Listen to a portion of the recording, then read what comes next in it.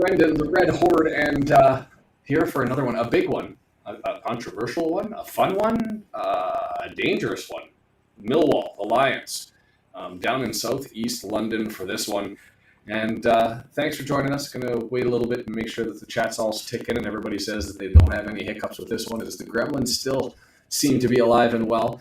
Jason, Deandra, John, M, Mark, right? Randy G already checking in. Like button is down below. Let the algorithm know that we're here.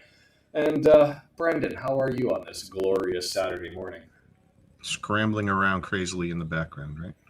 I get an echo for the first time, which is rare. It might just be on my end, and let me...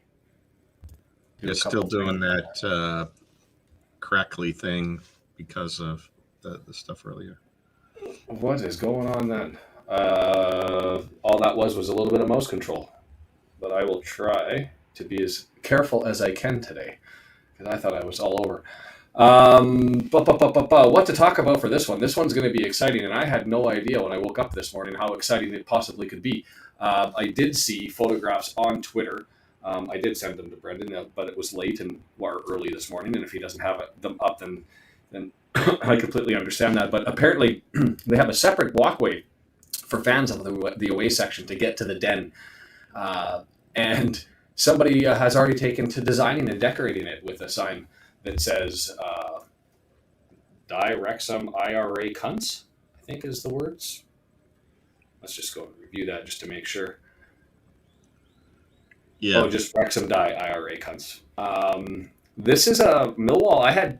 This is the byproduct of not doing the Who Are You. By the way, trial's adjourned. So that gives me at least some time, probably a subsequent delay later that I'll have to deal with. But it gives me in the immediate some time to maybe get back to the Who Are You series and all that sort of stuff. Sound is fine for Brendan when he speaks. Sean sounds horrible. Yeah. Well, that's not good. What's going on today?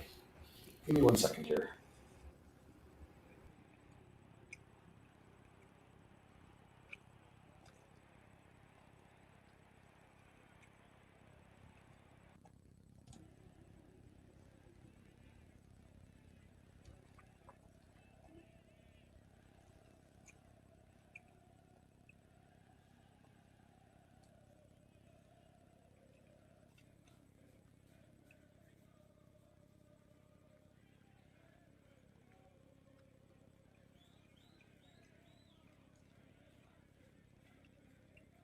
You're not making the staticky noise. Can you talk a little bit? Oh, now you disappeared.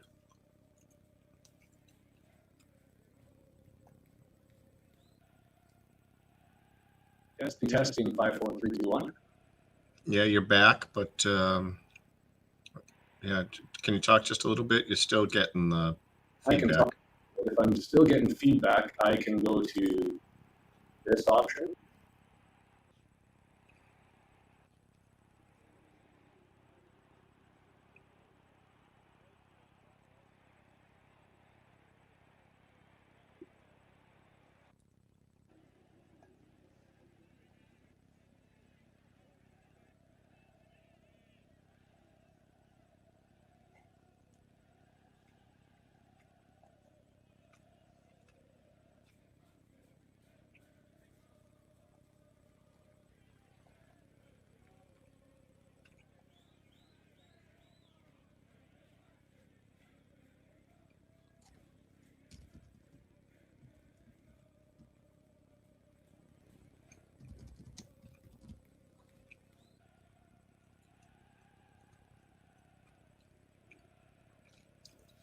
I'm going to turn on the Millwall games on. Frustrating. Every time I go to select it in Paramount, it wants to show me some other game.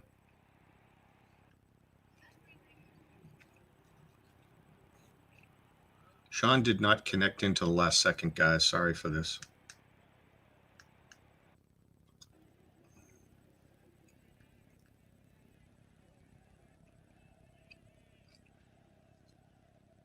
Why does it keep wanting to show me Stoke and West Brom?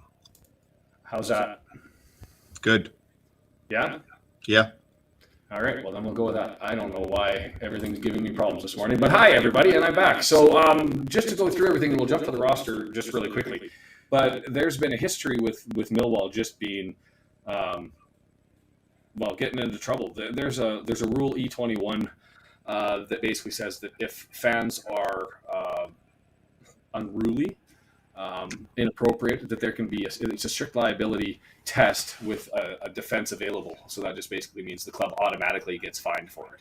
And they've been fined on multiple times. It goes back quite a ways in history, but as far as like larger instances, you've got their Dragon's Den guy, who used to be a chairman, Theo Paphitis. He had to come back out and reject racist claims back in 2004. And he did an interview in 2010 and said, I think the reputation's a little unjust. I had a great 8 years. I'm a first-generation immigrant. When I went over, somebody said, are you mad? They're going to string you up from the rafters. He goes, I didn't get one bit of racial abuse. That said, just last year, Millwall was charged and found guilty of an offense related to a chance of homophobia in the Crystal Palace game. And then they were in June 2023, an incident involving one James McLean related to religion and a chance against Catholicism. And so these are as a group of fans that express themselves.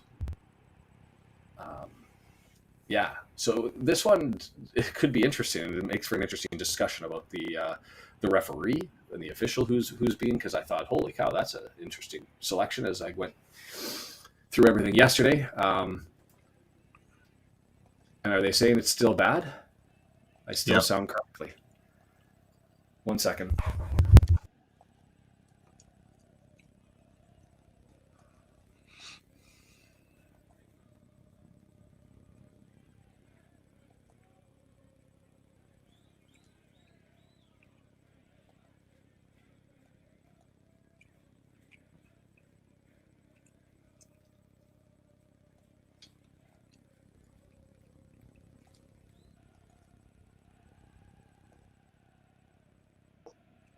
Yeah, you're back. I hope that this is better, but no, it's not better. Nope. That's worse.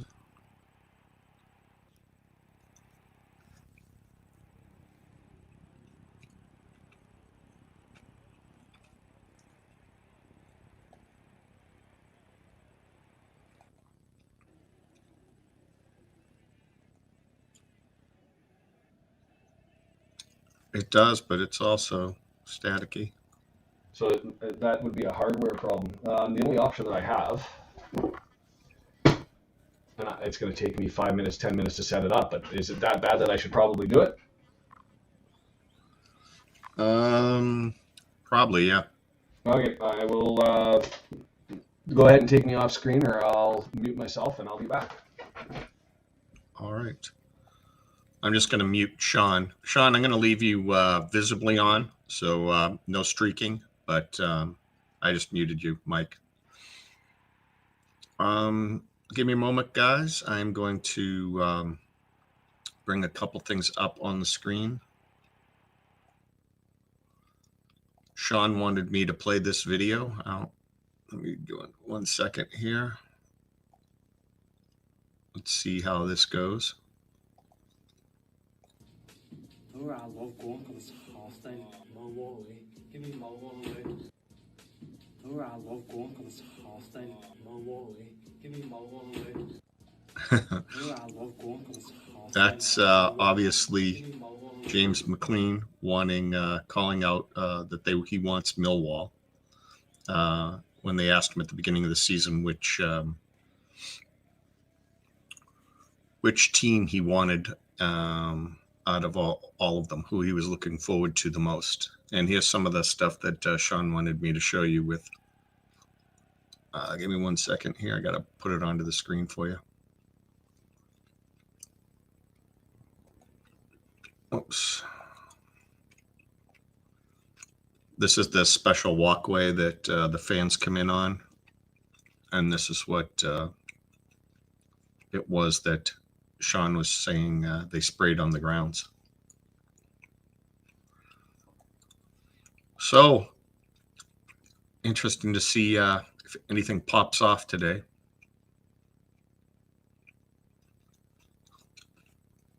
Charged with abuse here.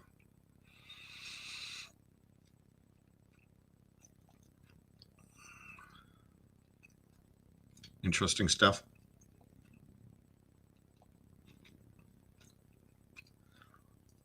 Don't know what you guys think about any of that. Give me a second. I'm going to bring up the lineups too.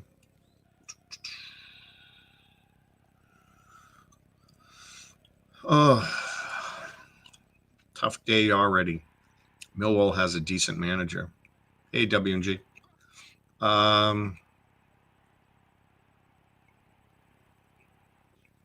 Doyle and Libby. Yeah, I like the that Liberato is now in the lineup. That's good to see. Yeah, I'm gonna switch there. Go check out the lineup.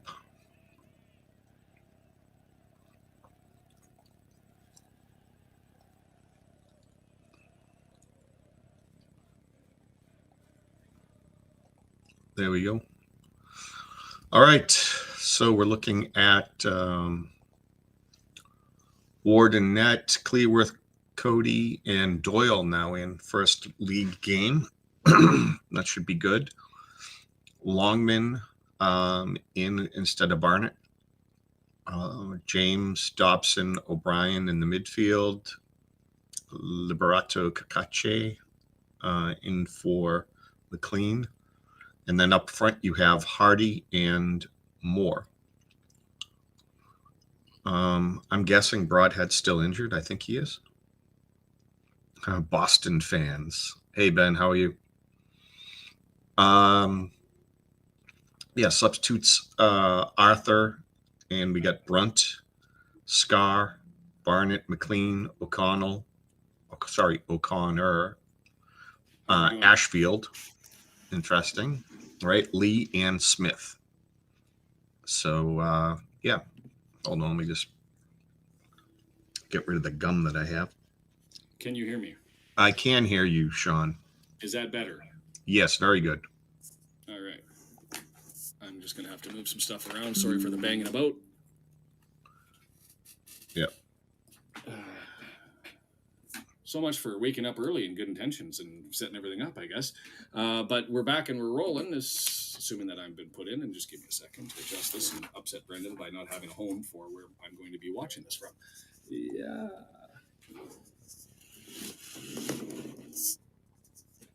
I guess that's what we're going to go with today. Hello, everybody. So I guess the lineup's been put forward to you, and you've had that one there. I still am a little disheveled here with the whole rattling about. And so anyway, this one going to be interesting.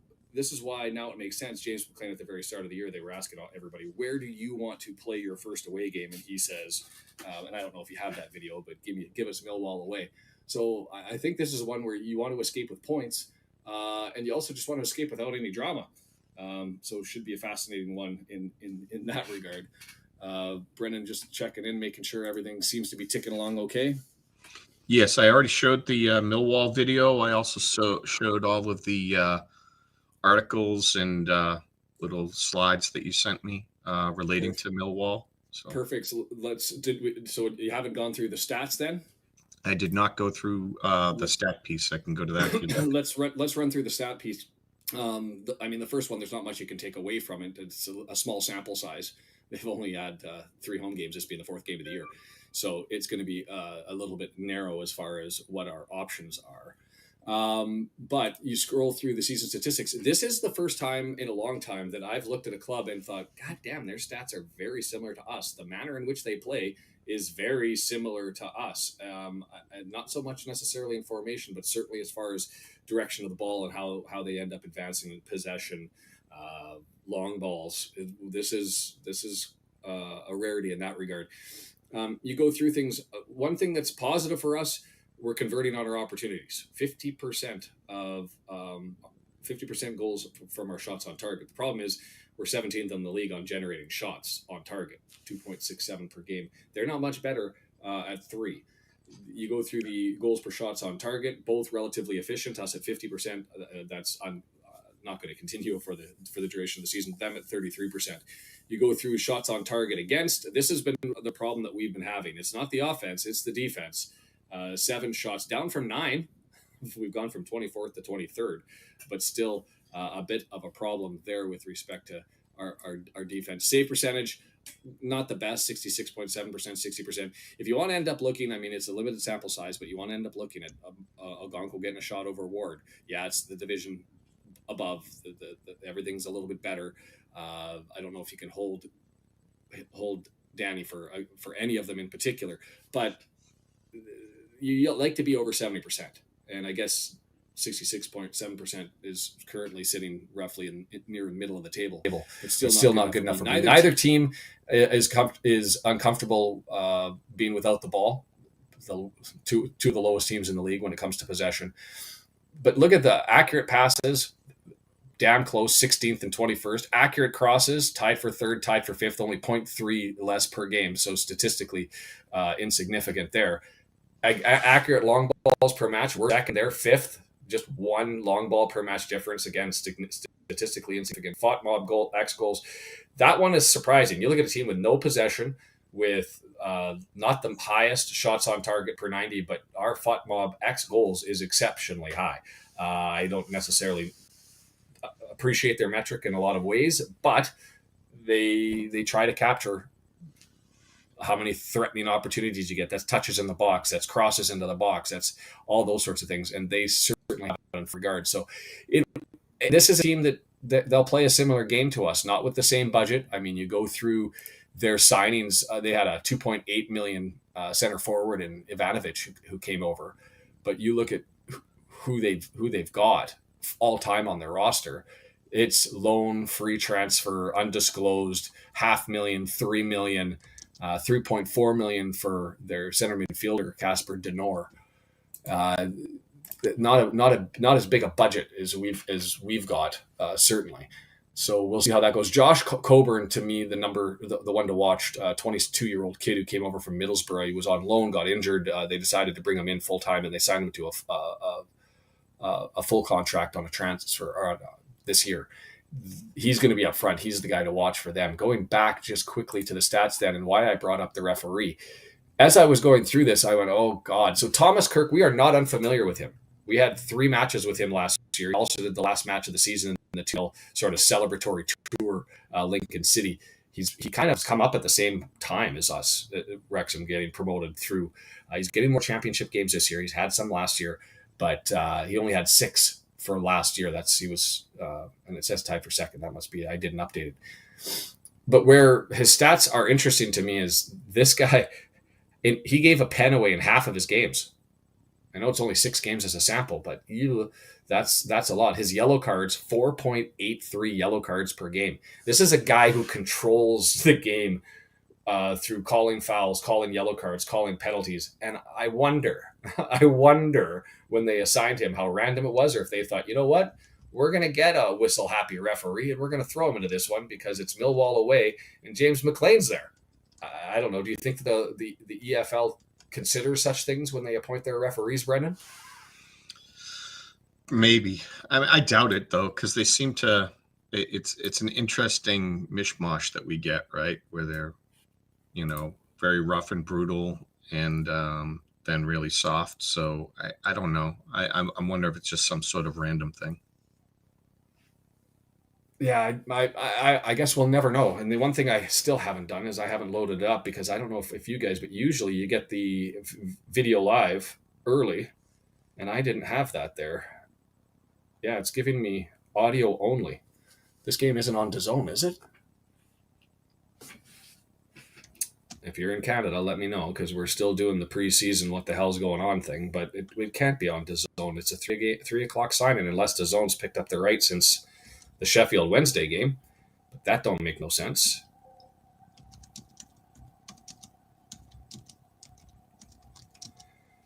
Because if you're Oh, I can't do a watch along if I can't watch the game, and I just assumed it was going to pick everything up as we went through it. So I don't know, Brendan. Tell me your expectations going into this one? Are you expecting us to slap our way about and get out of this? It is on DAZN. Fascinating.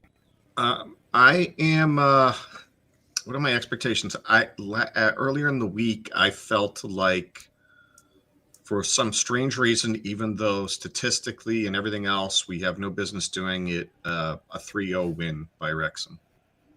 Wow. Yeah. That's bold. No, I am desperately just hoping for a draw on this one.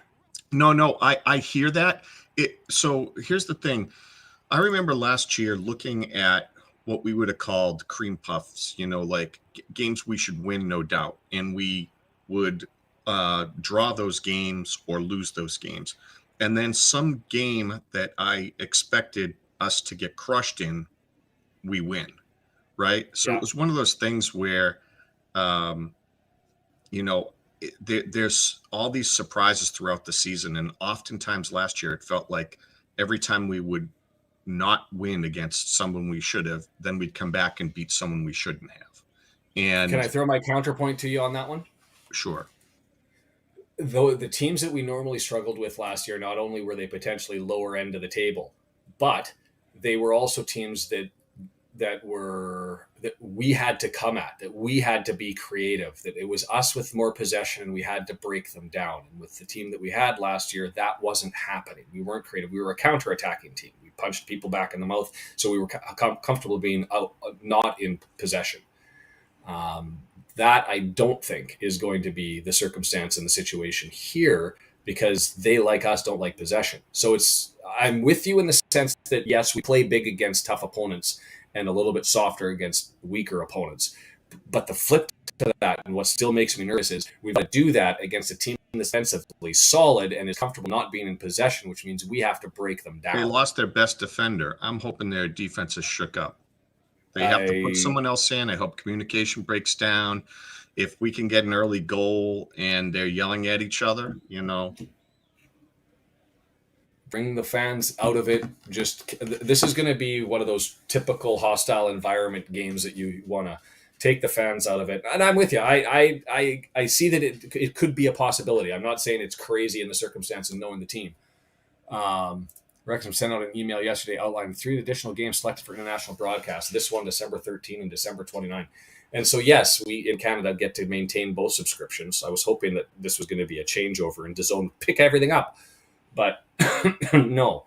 Great. I just watched Taganga in that Blades Middleborough game, and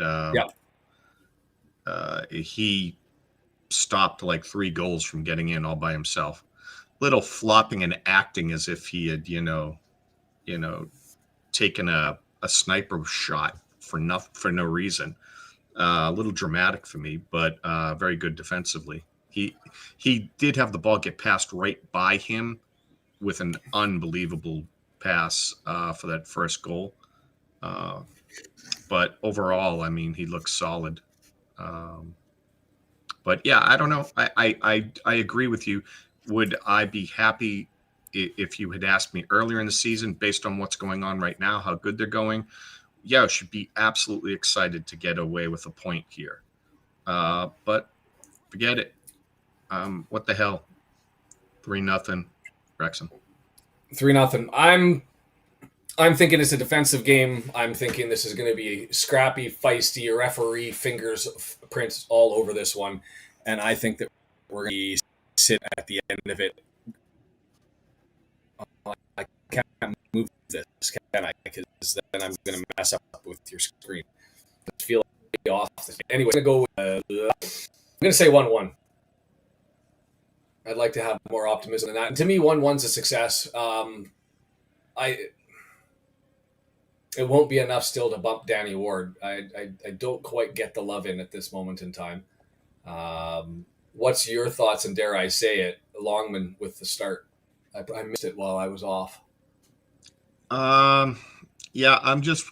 Are they thinking that it's just going to be super physical? I don't know. Like, I think there's stuff that I'm I could see cases where you want Longman because he's bigger, more physical, and if you have a defender out on that wing that can bully him, you'd want Longman there as opposed to Barney. But and maybe they think Barney gets even faster when he comes on late. You know, he's already a fast, quick player, but if you brought him on after the other team's tired, maybe you actually, he's even more successful. So I can see. I don't think there's such a gap between those two players that it's awful if you start Longman. So I mean, it's just a slightly different flavor as far as I'm concerned. I would rather Barney, but yeah, I'm torn either way because it's one of those situations where to me it depends on the nature of the style that you're going to be playing and what you're facing. Just for reference, Luke Kundle, not that physical, or I don't expect it just based on size. He's 23, he's 5'7". So I would expect we're anticipating they're playing a 4-4-2. We'll see how Kundle, number 25, he's largely going to be the man, and Sturge will be the defender that he'll end up facing off against. I didn't look up the heights for Zach Sturge, 21-year-old, but I don't think. And so maybe it's a situation too where you could just abuse a smaller side, right? 6'2" is the left back. Zach Sturge was with Brighton. And what he joined on a permanent deal after being on loan with them last year. There's Thomas Kirk. If you celebrated last year the Lincoln City stuff, you'll recognize his name. He also did Newport County and one other one. Oh, the Stockport County loss, the early one in November, where Louis Berry had that crazy goal from the corner of the box, continuing pressure. If you remember that one, it was one of the more frustrating goals because we had chance to clear, and Louis Berry grabbed it on the left-hand side and turned and curled and smashed a beauty of a shot into the top right corner.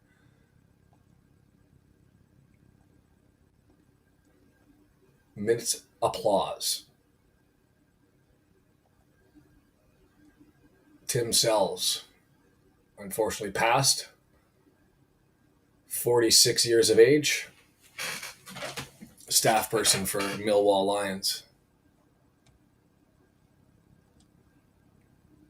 We might have to go scoreboardless. I started fooling around trying to save your audio and messed up the scoreboard. So I will be trying to fix that in the background while you're. Alrighty. Well, you let me know when you need to get a time chat, and we'll figure all that out. I'm going to get everything all set up here.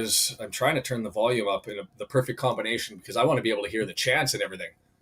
And all I hear right now to start is Wrexham. And so let's get into it. Happy Saturday morning, wherever you're watching, or afternoon if you're in the UK. This one should be a hell of a lot of fun. Don't forget to like the video. John's exactly right. Luongo, I'll remember that one. Cut name. Goes back in time. Wasn't he a goalkeeper? He was a goalkeeper. Goalie. Wrexham going to go from left to right on your computer screen. Millwall from right to left. If you're Canadian and you can't find it on iFollow, it's because it's on DAZN and was picked up. Thanks for the notes on those ones. Deagle Boy must be in Oz Sunday morning. We're underway. And it's back to Mr. Cleworth, who's going to start it off with a long ball right down the middle for Kiefer Moore. Stands there. Flop! Early. And there's Max with a little bit of a hold and a ref letting him go a little bit. Hard pressure on. Ball comes loose. Cleworth steps up, gains possession, but bangs it off of Longman, and it's going to be a Millwall throw. Pressing high to start things off. I love it. DeAndre, see you at the half. You're not a jinx. Don't. Stay in here. Now if it goes pear-shaped, we can blame Deandra for it.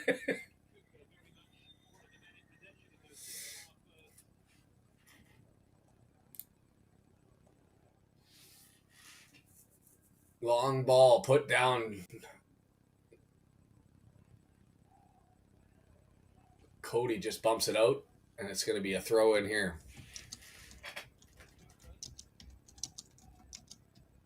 Sturge with it. Longman on him. He's going to go to the middle of the pitch and find, I'm learning the numbers, Kundal, who's all the way over playing in the middle, so we'll keep an eye on that as to his range. Left up. Easily collected by Doyle. I'll do a little bit more color and a little bit more play-by-play and a little less color as we go through this. Burn all the way backwards in midfield. He gets tripped up. Going to be a free kick. Still a healthy distance away, 40 yards. O'Brien stepped in for the tackle. Not able to get it. Got a lot of ankle.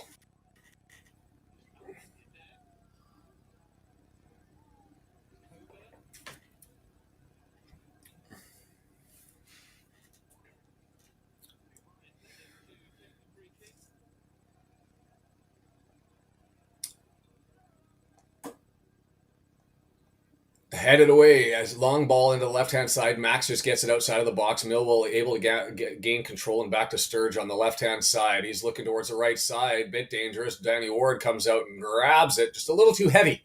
If it would have been lighter, could have had a player slide it over. Early possession in favor of Millwall, 65%.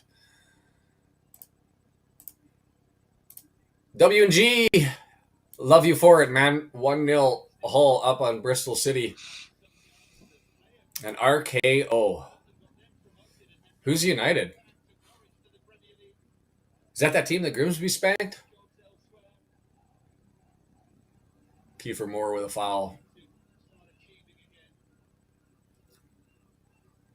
Just a little handsy. Nothing wrong with that. Long ball. Danny Ward collects.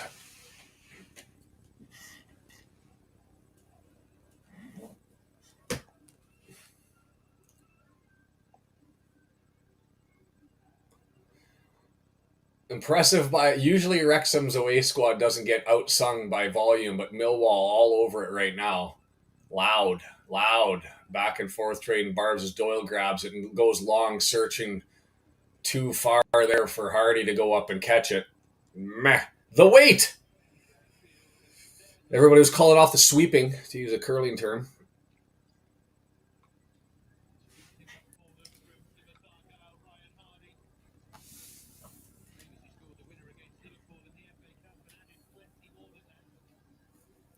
Millwall with control.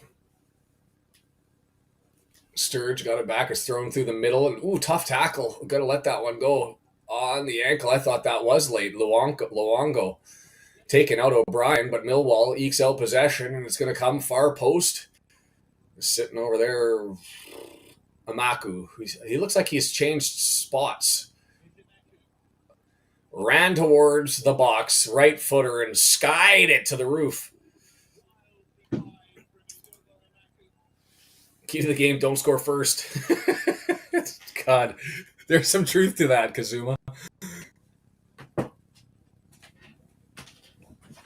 So we expected Kundal to be on the left-hand side, and in Amaku right now it looks like they've swapped spots.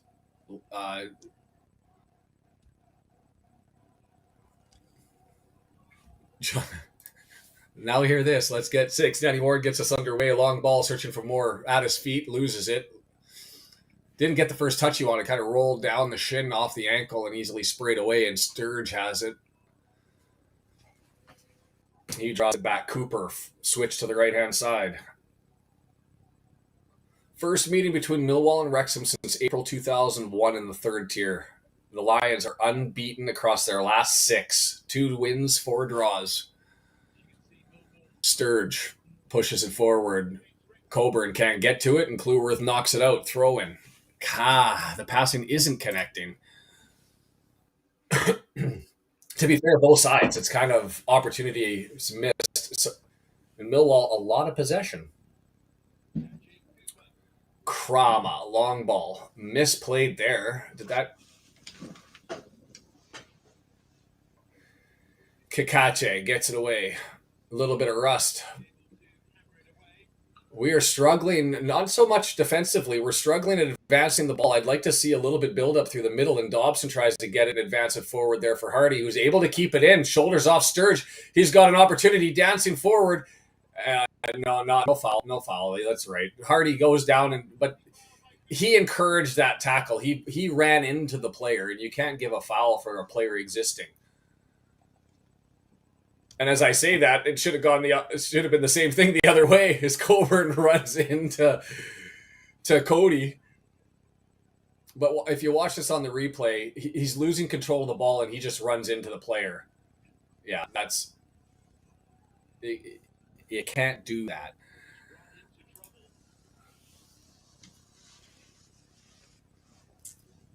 As much as I'd like to be a homer and scream at every penalty. I am. For once in my life, I'm right.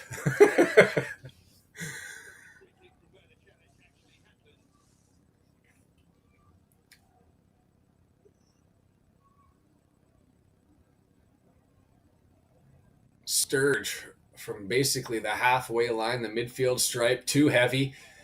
We're all both sides. This is not. We've been spoiled with some pretty football in the earlier matches. Right now, this is scrambling. Nobody's connecting with anything.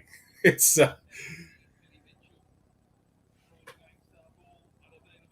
Cleworth, long ball on the switch, trying to find Moore. Touch not the greatest, but he's able to secure it. Gets it to Cacace, draws it back to O'Brien. Man on, draws it back. Doyle switches on for us. Cody, long ball again, up to the right-hand side. Chested down, Longman, header, chest, gets around Sturge. Well done by him to keep that in. Dobson, back to Cleworth. Can we put something through the middle? Like, it can touch a midfield before it goes all the way forward, can't it?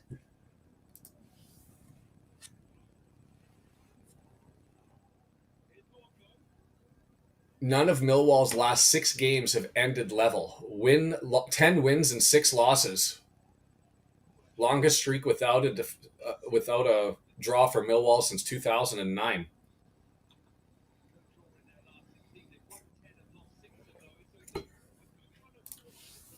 We've got no identity, John.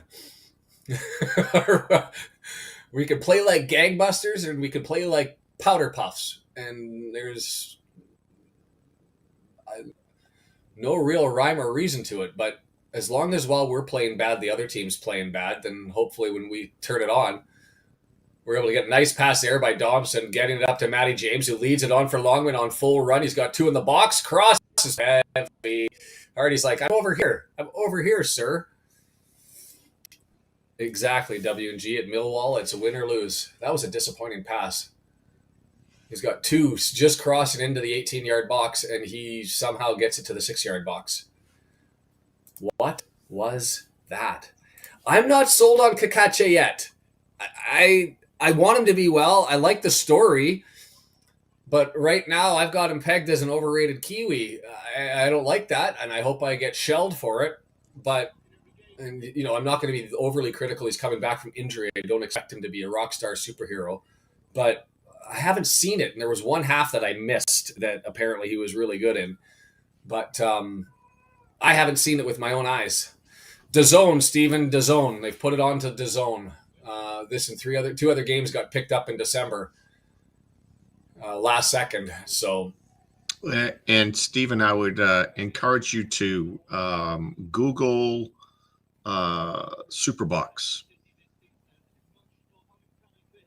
Superbox. Uh-oh. Well done to get back there by Cacace. I'll give it to him there. A little bit of a turnover, interception, came back and in a dangerous position over towards the goal line on the right-hand side. Cacace saw the play coming, and the speed was able to get him around the pressing Negley. And he just turned around and kicked it out. It's going to be a long throw here. Leonard up from his right back position. Vinyl, how are you, my friend? Oh, headed dangerous. Put out, thumped, knocked down, and O'Brien able to get there on the block. Don't like the touches on the box, and Sturge able to get it. He's everywhere. Left-hand side, center of the backs. I'm going to settle us all down. Maku with it now. Looking for Sturge. Longman has to get on his horse. It's all the way across. Dangerous.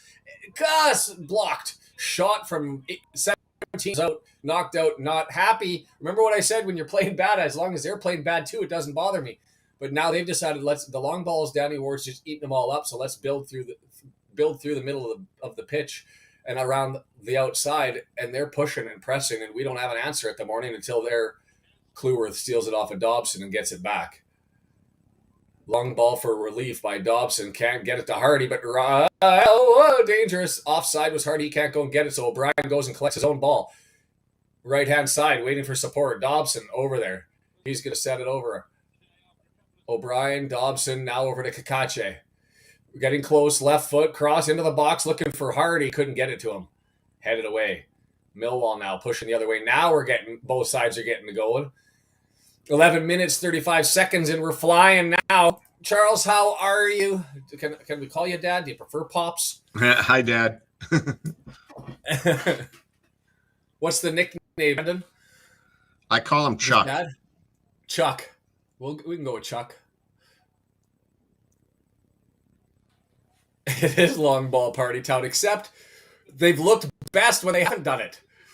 They've looked best when they've found midfielders and said, hi, we trust our midfielders to be able to manage the ball and pass it and find a body. In both instances, in the last 2-3 minutes, the team that's built, both teams building up through the midfield without the long ball has had some sustained pressure and a little bit of nervy stuff. But yes, I am saying crushing it with 41% possession. Benda, the keeper. First time I've said his name. You know that's not going well when it's 12 and a half minutes in and I'm finally saying the keeper's name. Benda. Long ball. If this was a drinking game and you had to drink every time I said long ball, you guys would be smashed. Did you notice that Millwall has, they don't have a full cornered stadium and they make use of that open space with a big screen? I'd like to see that. I haven't noticed, to be completely fair. I'm trying to find who the little blonde guy was with the number 25 because I don't have that on my scorecard. Mamaku danced on Longman, got it back in. Coburn, dangerous. Cross all the way. Oh, hi, bud. You have to go cuddle with Mama. Can you do that? My tummy is rumbling. Sorry? My tummy is rumbling. Your tummy is rumbling? Well, that's because you didn't eat dinner yesterday and Mama told you to. Can you go cuddle up with Mama and maybe watch some TV? Take this off. You had that tucked in. Take this off. And then go cuddle Mama, okay? That is busy. Okay? But I'm cold. Well, go get in the bed with Mama. No, I need this on. No, it's wet. I need Brendan, it. I'll need you to take over for a second. Sure. I'm going to get another one. All right, Kat. You got to get off my mouse here.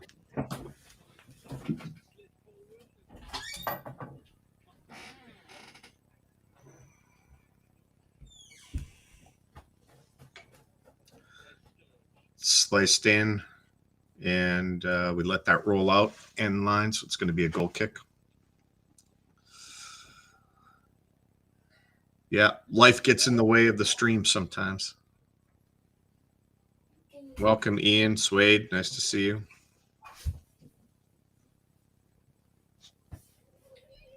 Meow. My cat wants to be part of the show, apparently. What do you want? Yeah, I know. Ball's getting knocked around in the middle. No one's got possession of it. What? What do you want? What?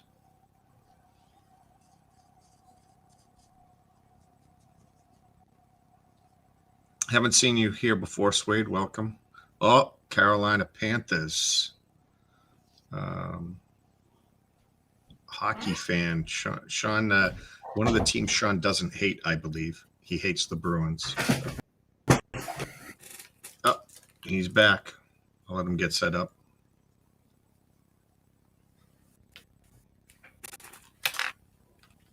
Last time he came in, we scored. So I was wondering because I would have just chained him to the corner of the room and sat him up with some food. Nothing happened while you were gone. A lot of battering around at midfield. Nothing. You'll have to repeat that.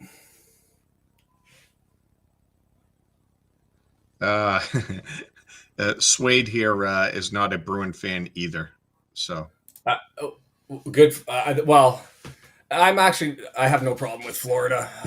I know. I said it, I told him, I'm like, Panthers. He's not going to hate your team, not like he does the Bruins. So. Well, actually, any team that can beat the Oilers to make sure that they don't win a Stanley Cup is I'm actually supportive of. So well done. Back at here, Hardy 2 men on. He loses it and it ends up Kundl not able. Kundl grabs it, pushes it back. Yeah, why Millwall couldn't they have coming helped again. him there? Why did Dobson just watch him suffer by himself? No idea. I don't understand. O'Brien, he's supposed to be exceptional with the ball at foot, and it's like he gets it, and it's always as soon as it can get off of his. There's a foul the other way as a push in the back by Kluwer. As soon as he's got to pass it, he passes it, and sometimes it feels forced. Like right there, he turns around, has open pitch in front of him. And even if he didn't, and there was some defenders there, I trust him with his skill set to beat a couple of men. But he's looking for the quick pass, and it just doesn't connect. I'd like to see the build-up. Oh, McLean's out running the sidelines, and the boos are out. Wrexham fans are clapping. It is hostile there. Headed down by Millwall, pushed forward, blocked. It's cleared out by O'Brien. Hardy trying to get to it and put on some extra work. Can't get to it, and Leonard has it, and it's Millwall again. Pushed all the way forward, headed, and it's going to go harmlessly. Goal kick for Danny Ward. I'm not liking how this game's looking early. Hopefully this is just a matter of us finding something, because right now... Yeah, I think we're going to settle. I just think it's a little chaos at the moment. We're figuring things out.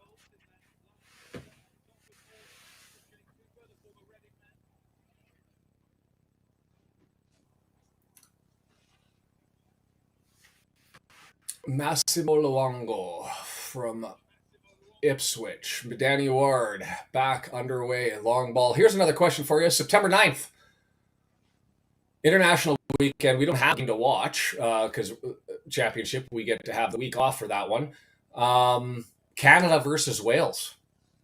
Should we do that one? 3 Wrexham players playing in it. It'll be fun cheering against them, actually. Is Canada looking to build on things? Let us know. Let me know in the chat, and whether Brendan, if you're available or not. I'm happy to carry that one on my own.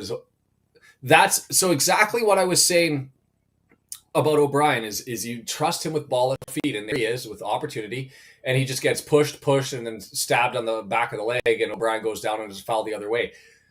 I let him run with it. Let him keep it. And I don't know if that's directive from Parkey or just opportunity that he sees that I don't.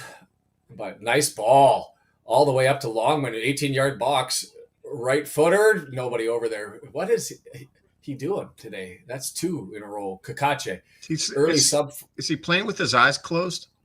They're not even close. Those crosses, not even close.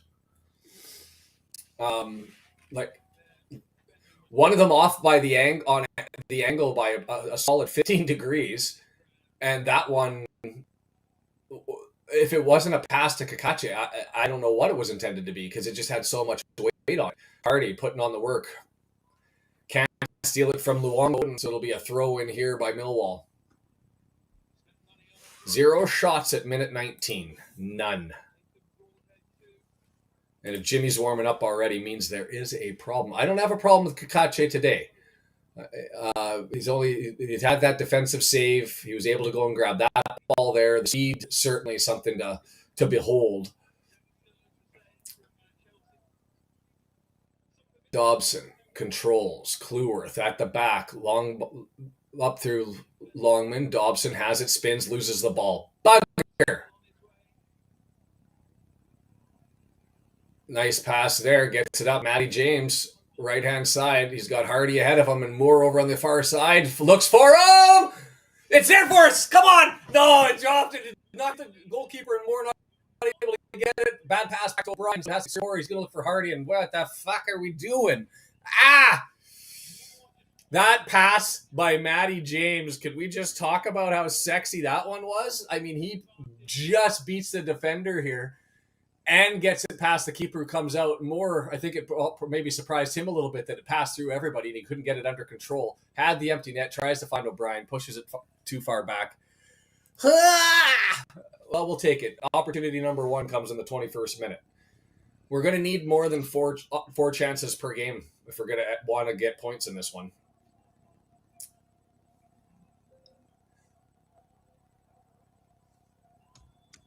He may be on a short leash just because of injury, but is anybody seeing something that I'm not as far as problems? Because I mean, nobody's looked great other than Matty James, who just danced the guy and got it over. O'Brien, see, this is what I want from you, sir, is exactly that. How is, again, we ran into him, now we've got O'Brien down. But that's the second situation where we're smashing into them by our own design. Matty James looking for it, finds Dobson. Scoop pass up to Hardy, into the box, into the area, headed down and controlled. That's well done by the defender there. Headed it away from Hardy and then went and controlled it on the goal line, turned it the other way. And Matty James gets it from Cleworth. Dobson, let's spin it back. Hardy, not the greatest pass, got him to the outside of Hardy. Now it's over to Longman. Beat him and get across. Instead, the pass is bad, and it's going to be a throw-in.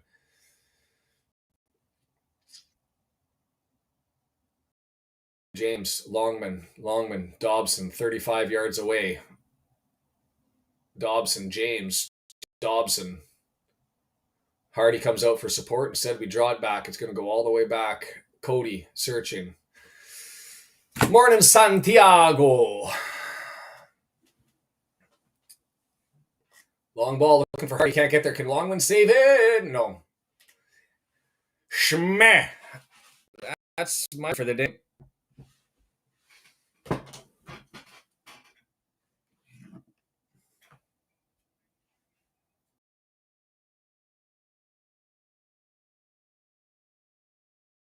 Just 1 second.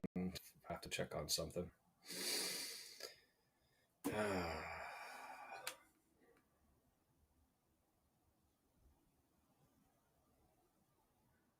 I'll be back. Just give me a second. Okay. Sorry about that. Changing things on the phone. 24 minutes just came up on my clock for keeping the scoreboard up to date, and it's Millwall with it, center of the pitch. Drawn back. Just not doing things. To be fair, I mean, I'll have to go look at the stats. Touches in the box, always the stat that I end up looking at. 7-1. Too much for them, not enough for us. The shots and the shots on target, helpful stats, but not indicative of the game enough to me. I like that touches in the box because it tells you. Welcome, Santiago. Chances.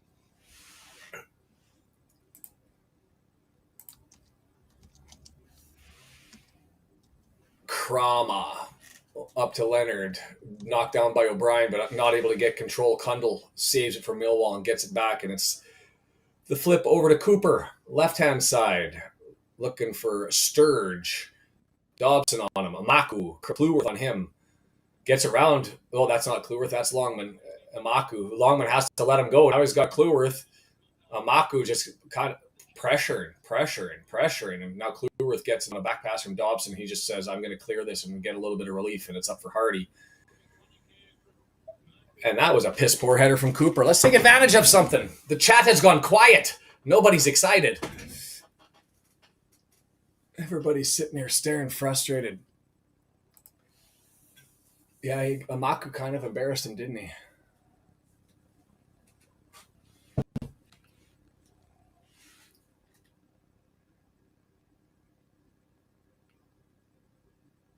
Cleworth on the throw-in, draws it back. Cody to Ward. Everybody's resetting.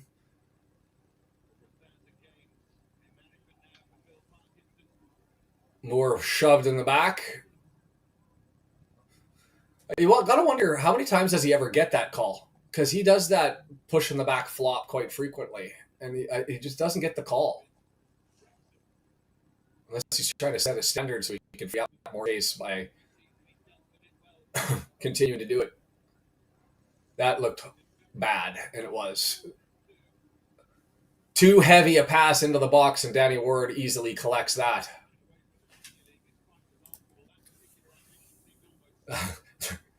John says, let's intentionally try to find blue because then maybe it'll land on a red player's head.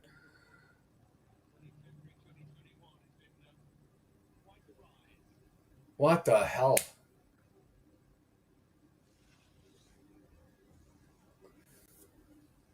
I hope Moore's not hurt there. Foul from Kundal, but no, that's not on Moore. That's Kundal's swing through. That's the second time. Second time where the swing throughs ended up hurting Moore. Those long limbs. I noticed that Cleworth doesn't pass forward. Long balls. The path he took is to run in. They're purposely giving a little extra every time, and they're taking advantage of the referee.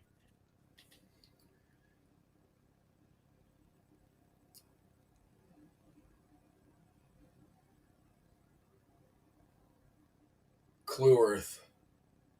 I guess Millwall can't chant, so they just all scream one note at the same volume for an extended period of time.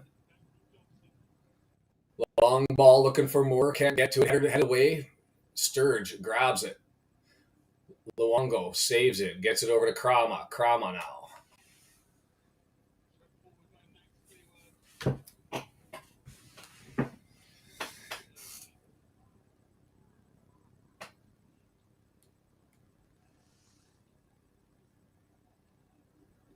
Cleworth lets it go out and grabs the ball for a throw-in.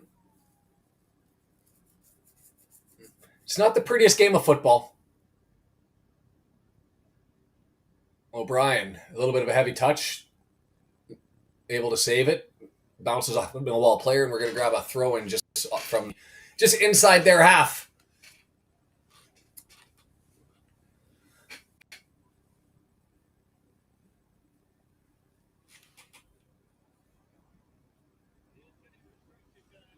Can anyone explain to me why it is Millwall, Southeast London? You wouldn't expect that to be a home hotbed of angry fans. Is it just football culture and it just becomes the identity? Is there something about Southeast London that I'm not aware of?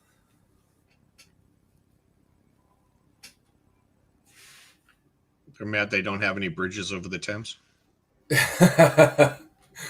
Maybe. Whoa, you saw Dobson screaming in for that one, and I was like, control, man, control. Because of the nice stab there by O'Brien, that away, but it's saved by Kundal, and there's a hold, and they're advanced forward quickly. Kundal moves it right.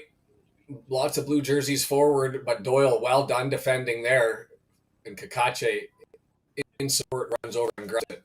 Cacace, no options, put himself up against the sideline and had no place to go, so he just kicked it away, and Millwall grabs it, and here they come forward. Coburn with it, leaves it back, and O'Brien off the bad pass grabs it and tries to go the other way quickly. Pushed in the back, nothing from the referee. That one seemed a little odd, but Luongo into the box. Headed away. Cacace, you got to call that one. Jumps into the back of his head. I mean, that's our opportunity to head that ball away. We've got possession. We box the guy out. He mows over top of us. And they get an extra possession out of this, and that's a nice pass. Oh, God. Jesus. We dodged that bullet, but then the clearance sucks, and Luongo, thank you for sucking. Eyeballs that one. Luongo, 19 yards out, could have just put his foot through it. Man, Amaku and Sturge are just abusing us on that. It's our right side. Cleworth, Longman, Dobson, whoever's over there, just continually getting smashed around defensively, and Longman had the pass go by him, and Dobson had to be there in support. Fortunate. Longman gets beat regularly.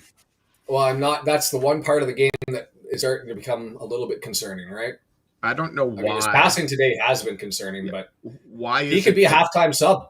Anyone thinks he plays good defense when all he does is get beat bad I mean, real bad. There's more selling the flop on that one. Gets the call. Don't reinforce his behavior, Mr. Kirk.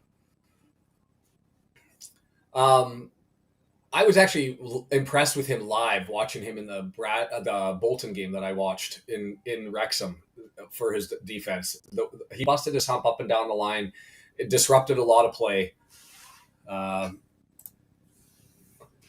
Gail's cursing at our audio coverage. We're cursing generally. 5 shots to none, 10 touches in the box to 1, possessions getting close to even.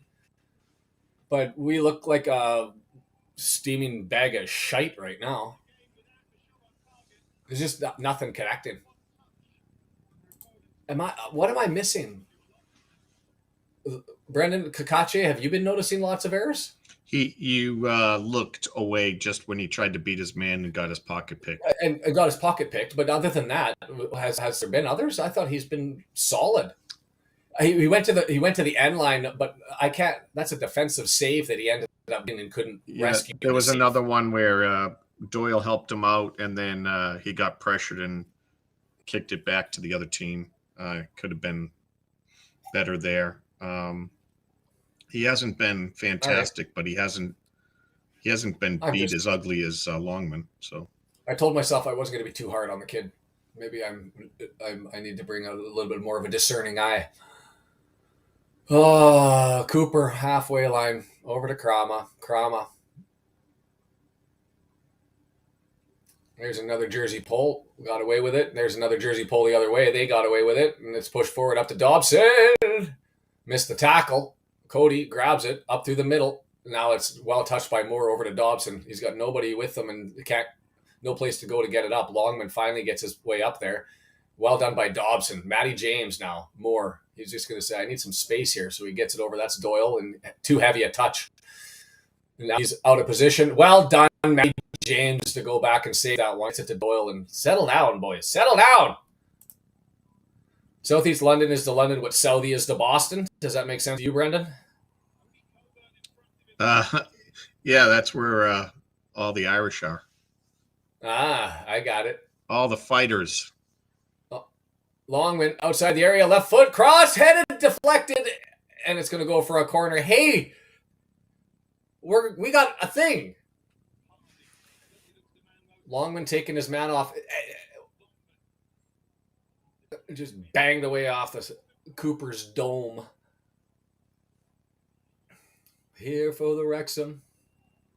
You're only here for the Wrexham. Here for the Wrexham.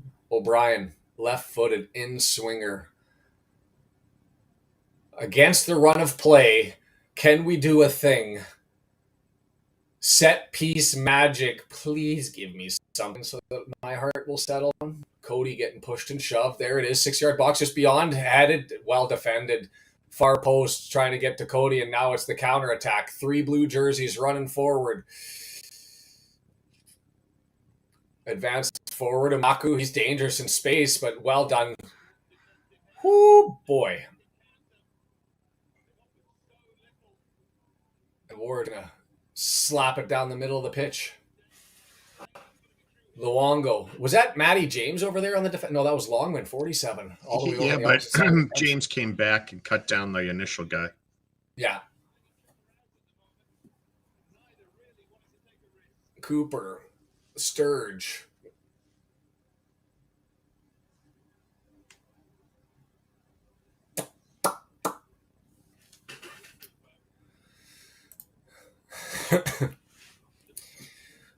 We got one keeper who's colorblind and another one who's cross-eyed and can't keep his kick straight.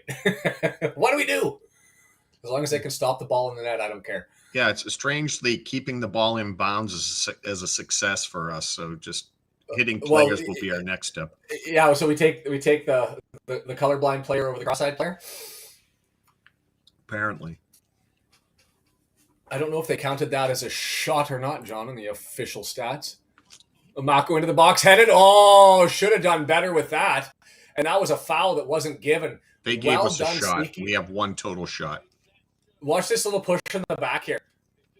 right at the second where he going to get headed, pushed and cleared out of the waist, and then he that was impressive. The push on Doyle's back. Did you see that? Cheeky, and got away with it and had the opportunity for the header. They've been getting away with a ridiculous amount. They stiff arm guys, they grab guys, pull shirts constantly. That was dirty. But you have to applaud the dirty on that, because that was the type of dirty that leads to directly to a goal. And if Captain Kirk, the official, doesn't get that one figured out, that's it's been right in front of him the whole time. He's just ignoring it. Matty James pushed in the back. And what's given there was a little bit of a flop, but anyways.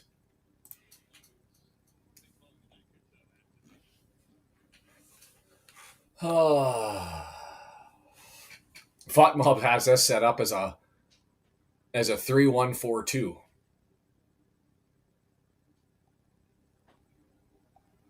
Which O'Brien, James. Oh fuck. Maku just picks the pocket, and now they're on 3-on-3 the other way, and give Matty James a donut, a steak dinner, buy him a bottle of wine because he just saved Dobson's backside. This is a Maku kid. Where did he see? The kid's a stud. I haven't seen somebody bust their hump that hard and be that Irish professional, 21 years of age. "49 games with Millwall, having come over directly from Ireland."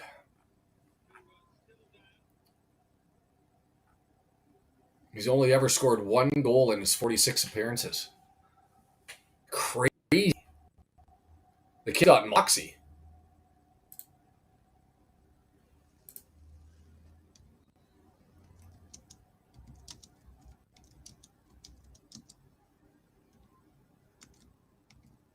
I'm trying to figure out why Parkin's so upset. Oh, player down and all the Wrexham went and treated it like a cooling picture, and the player down, and the referee and the fans didn't like that one.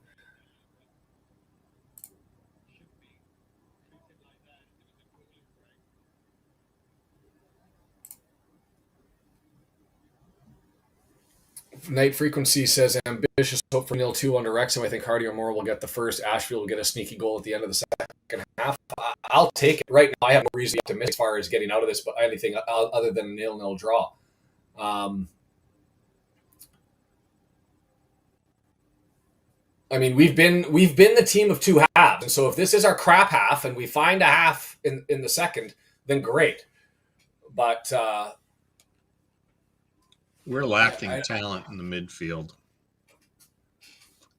It's crazy, right? Yeah.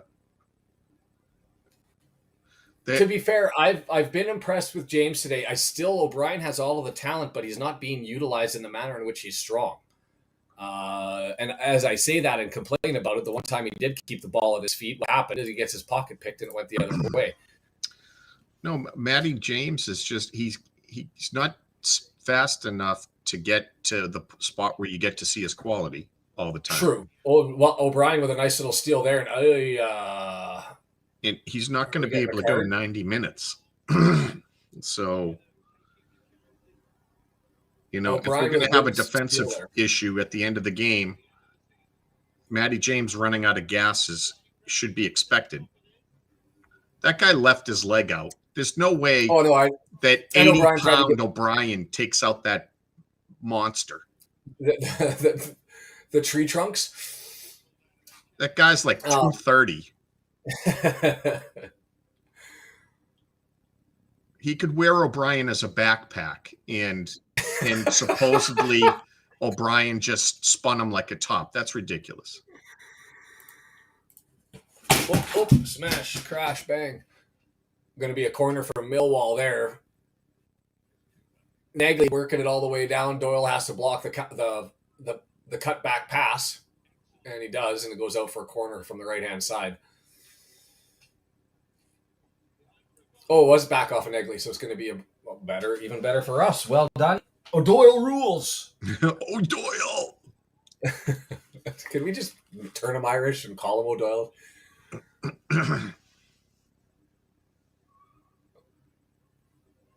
Danny Ward. I keep saying Ward like instead of Ward. I don't know, I'm trying to mess up my pronunciation. Wrexham's quality is going down each game. Is it though? What do you like? To me, this still feels like a team of two halves. Like we've seen this garbage already this season. Sheffield Wednesday, the second half. Southampton, the second half. Hull City, the first half. You go through a game and it's been we haven't figured out or we don't. So basically, what that means is if this might be the worst half we've had, and so that basically means we're going to score 4 in the second. Is that what that means? Something like that, yeah. We've definitely been a team of two halves. So I like Andy throwing in the hold. Yeah, just get it to the half.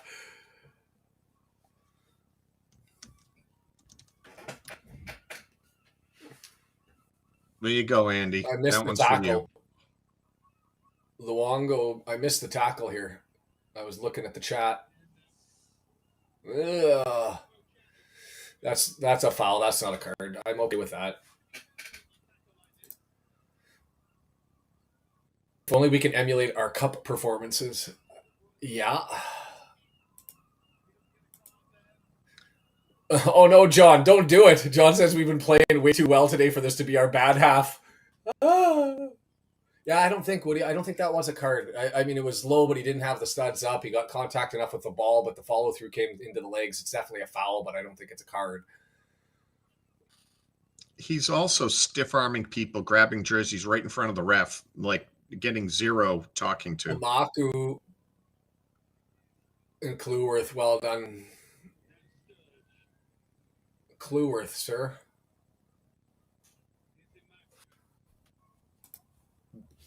Can I go with Bingo Bango Bongo? His name is Massimo Luongo. That was the whenever Luongo made a big save. That was the home team homer announcement. Every time he'd make a glove save, Bingo Bango Bongo. That's a foul. Thank you. Sweep the leg. Hey, do you have that graphic up? I can get it up there. Sweep the leg as Cacace just gets his legs taken out from under him. See, that one to me is more of a yellow card than anything else because it was nowhere close to the ball and just drug his legs completely out.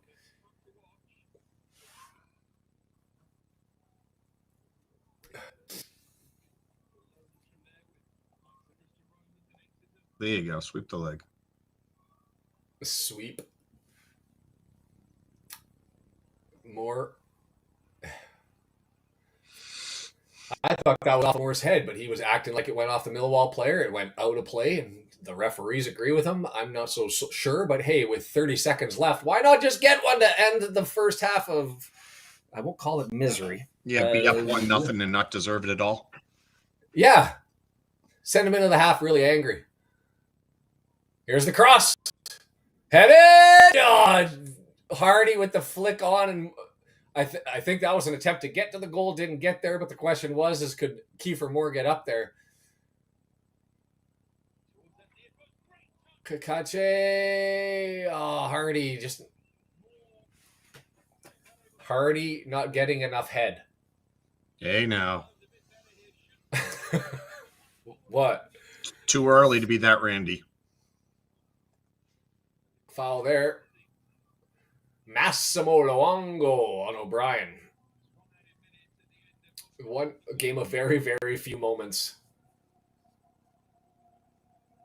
See, Luongo again, not even hiding it. Just yeah, no, that was he left a little red in there. Or he left a little shoulder in there. He even gave the little. But he's consciously doing that. Yeah, that one you can see the intent. He went an extra step and then forearmed him up high. And leaned. But he's getting away with it. They're letting him get away with it. He's taking a cheap shot at players, and the referee's looking the other way. O'Brien, long ball over to the right-hand side. Moore spinning the other way and says, well, throw a flag. I'm being cuddled here, sir. And throw in, go to the half. The highlight reel is going to be very, very short. It sounds like a personal problem. Yeah, it does. They're definitely coached that way. The defenders are forearming and pushing guys well before the kick's coming in, just to like as if they can get away with it. They're going to take advantage of trying to bully someone. Well, it looks to me, and this isn't meant to be an insult to you, but it looks to me like, you get team culture and you get team identity, and there are certain clubs that it doesn't matter what decade you look at them, they have the same sort of thing, and it's Boston Bruin-esque. It's defensive, chippy, pushing the line.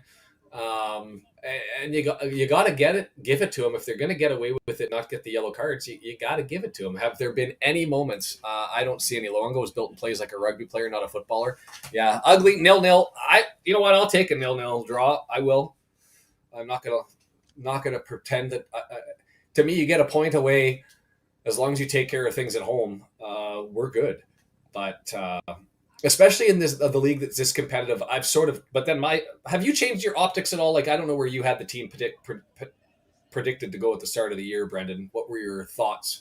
Mid-table, I think you said earlier.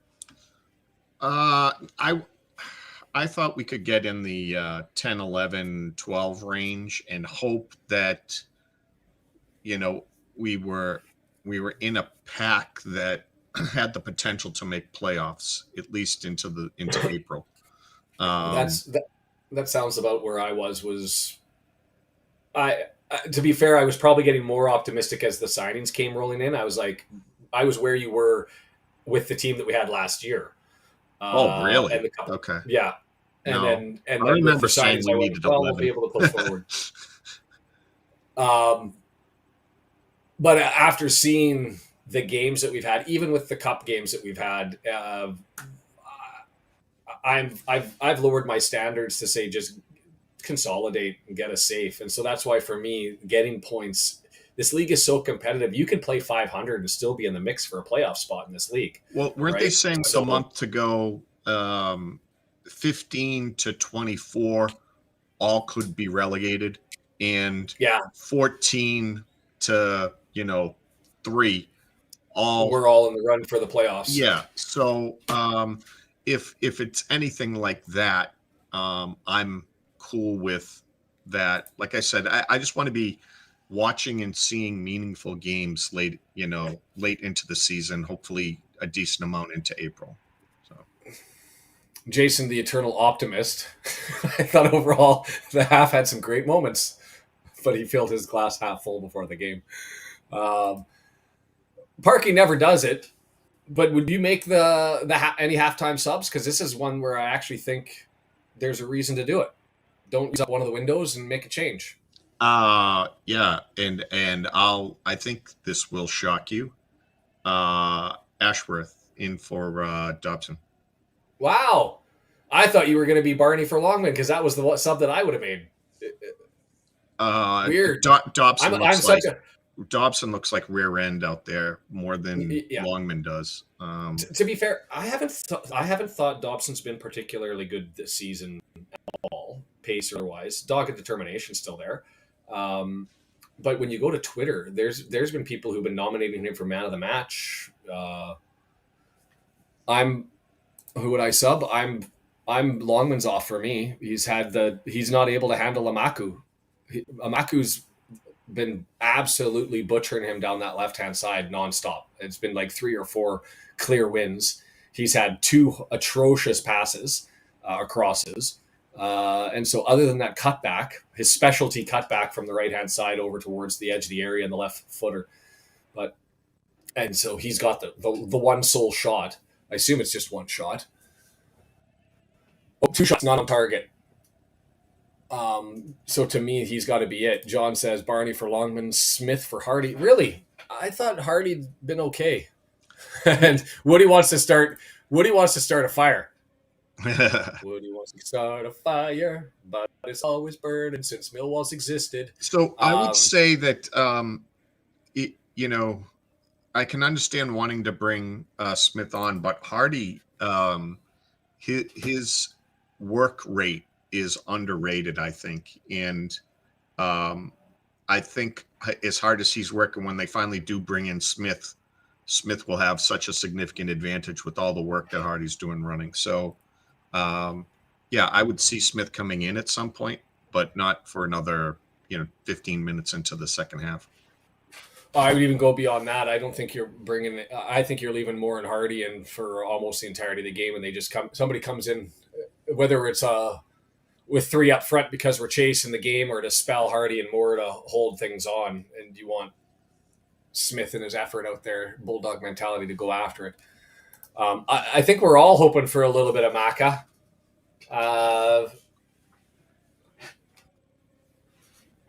Just watching the limited highlights that they've got, the more opportunity, and man, our crossing just horrible today.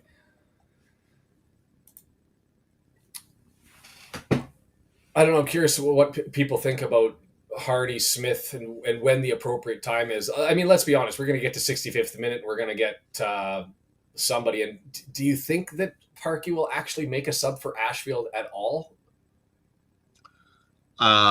I think there's that potential, yeah. I think he's so conservative that he actually goes with TOC, who I expected TOC not to be with the club, but into the starting 11, just because he nerves. It's O'Connor, not O'Connell, that's on the bench, right? Yeah, so I'm pretty sure I saw O'Connor. TOC, not EOC. Yeah, he's going to get. O'Connor will get butchered. Yeah, O'Connor will get butchered because he doesn't have the pace. He doesn't have George Evans' calmness. He doesn't have Matty James passing. Even close to, like, his passing's not at the level. I wish I could say something different, but I've fallen off of. If there was a TOC fan group, I've handed back my membership and I'm not a part of it. Well, so I've heard that part of the reason why Ashfield was getting time in the cup games was because he is just killing it in practices.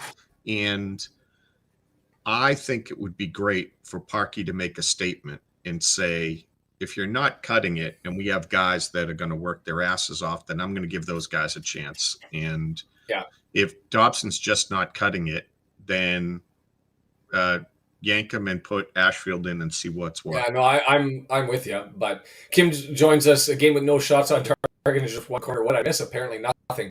We're hoping that it was the shit half, and then going to get the half here just momentarily. That's where we're at. It's the Longman's getting absolutely abused by Amaku on the left-hand side. Cacace's been a bit sketchy. I wouldn't be. He had a really solid defense, 2 really solid defensive plays, but he's had a couple of missteps as well. Moore's flopping. O'Brien's opting to long ball rather than control the ball and go through the midfield. Our midfield, I just don't think has built a single play forward. It's been long ball all over the place. To be fair, Millwall's been shit too. A little less stinky, a little less messy, but I'm crackling again. I shouldn't be. I'm on the same computer. You'll have to let me know as I keep going. I don't think there's much I can do other than what I've done. You sound pretty good. Well, thank you.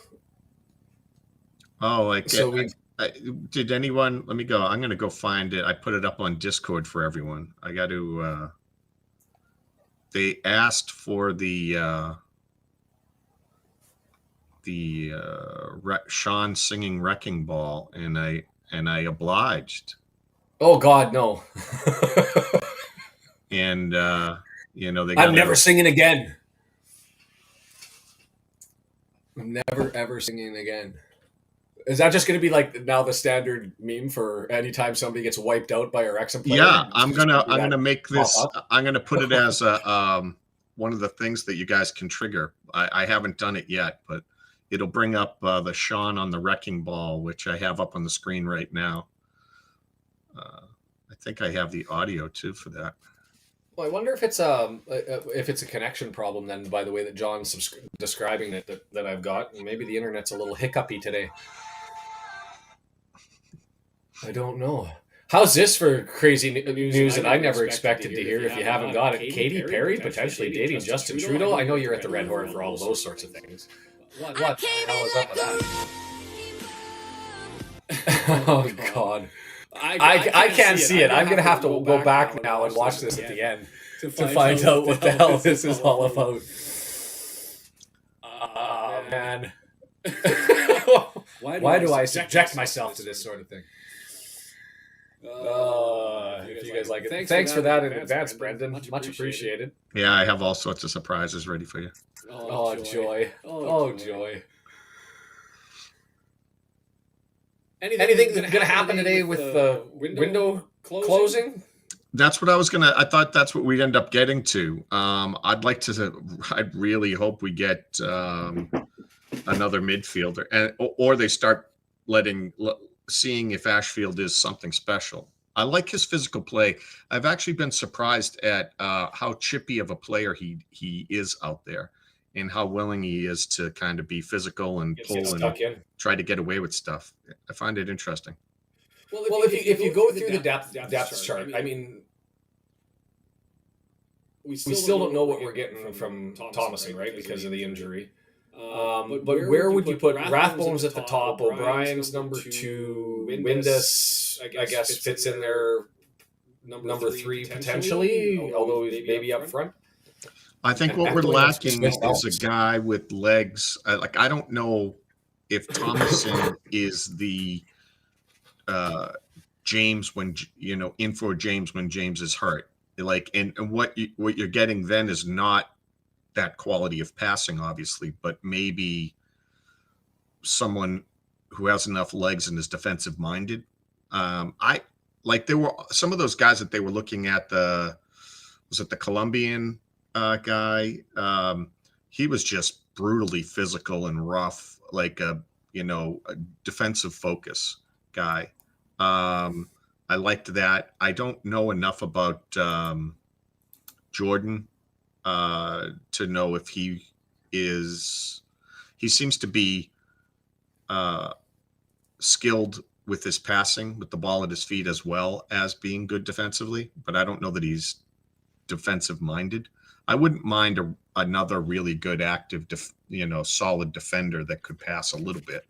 Yeah. I know that's what Dobson's supposed to be, but it's looked rough most of this year so far. I got audio problems again. I don't know if you still hear me fine on your end through video. Yeah. So then it's got to be out thing. Possibly. If you're hearing me and I'm not, feedbacky or in a well, and it's an output thing, then that's. I thought it was just one person that might have been hearing it bad. Maybe not. It was Luke. Luke said it. Will said if the Red Horn lets the U.S. take over Canada, what's his audio?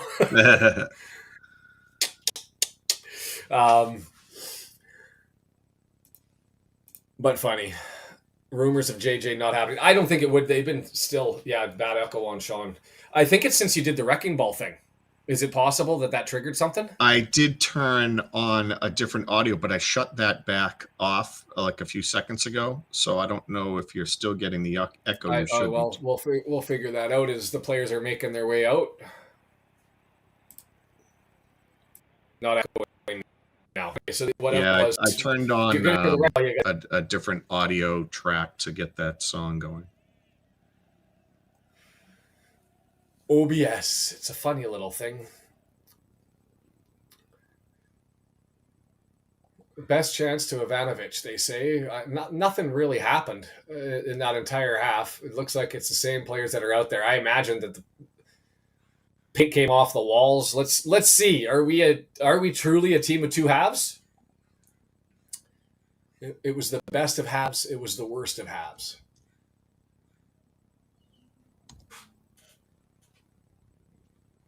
Long weekend in the U.S.? Yes. Is it called Labor Day? Mm-hmm. Yep. Enjoy that one.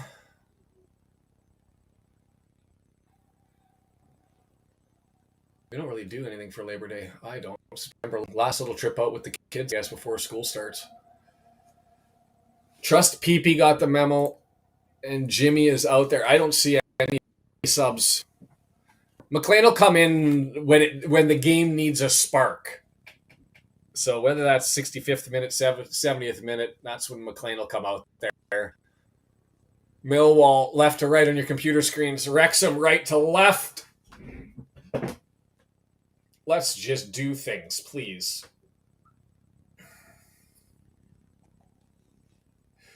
Maybe is that the flip of the coin? Is this just a defensive showcase? Two teams have been so strong defensively that you got to get both. That's a handball. That's a handball. Oh, well, we'll get the throw in.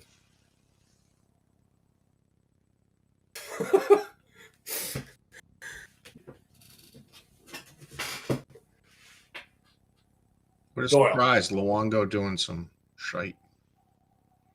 You might be ahead of me. No, I just mean like he was grabbing it when he got the handball. Oh, yeah. Yeah. Ivanovic, space, looking for opportunities. Well done, clearing that one. Gets it over to Doyle. Nice little. Why, Matty? Why, Matty? Why? You could have settled that down. Instead, he just pumps it in the air and gives the ball away. Fuck. Sturge, you got to communicate to him that there's nobody around him and let him know if he and Matty's usually a little bit calmer with the ball. That's like first year playing body contact in hockey when the puck hits your stick and you don't want to get hit, so you just fire it away. He put his arm out like, why didn't someone say something? See you later, Dean. Well, I'd blame somebody else too if I made a shite play. Kundl with it. Amaku, two men on him. Kundl, right-hand side, space there. Oh, God. Cross over, got through, dear. We're lucky. That was a hold on the arm, but they didn't get called. We're just getting crushed right now. Smoked. Absolutely smoked and abused. Ward with the save. Well, I guess if you wanted to know whether the half could get worse,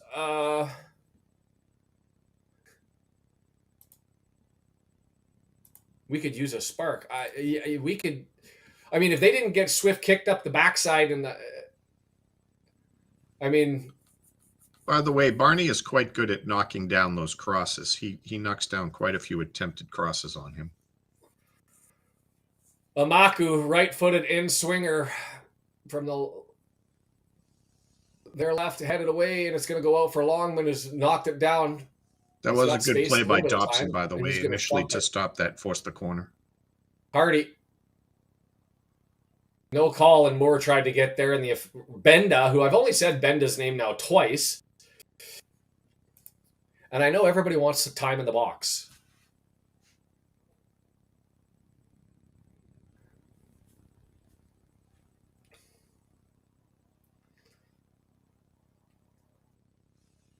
I was going to make a comment about like a 17-year-old at prom, not enough time in the box, but that would just be inappropriate. George, how do we do it? Like, if you end up getting all the enthusiasm, there's a little in there, Cody, to be able to push that forward, and just backwards off of the head. This Cooper kid, was that Cooper or was that Crama? I thought that was Cooper.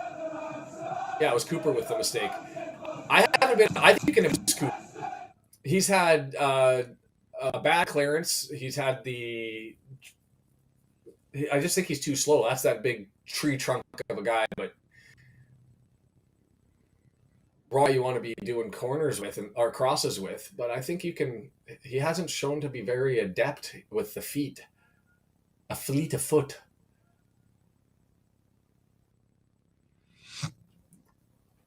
Cooper, as I say that, he makes a nice little space play to create some space and get it forward. Ivanovic up to Amaku on the left-hand side. Blue jersey is running into the box. Amaku on to Cleworth, taking him on, and then pushes it too far out, and it's going to go for a goal kick. I didn't see a touch there, but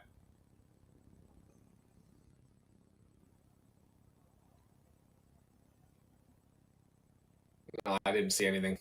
And I think he called. I think he called for it too quick. I think Amaku, as soon as it came off of his foot, he knew before anybody else, and He he hit kicked it too so hard. I mean, yeah, that's what I'm saying. there's no way in the world, whether or not anyone ever touched him, he's getting to that. He kicks it out of bounds before he moves. Yeah.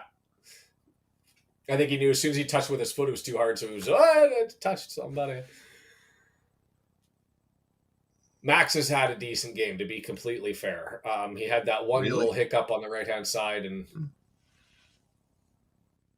but he's stolen a couple of balls. He's been steady. I think you're grading him based off of all his other past bad Well, performances. okay, so I guess if you've had consecutive C minuses, you've got to eventually give him. Is he better than what he's been doing? Yes. Is he playing good? No.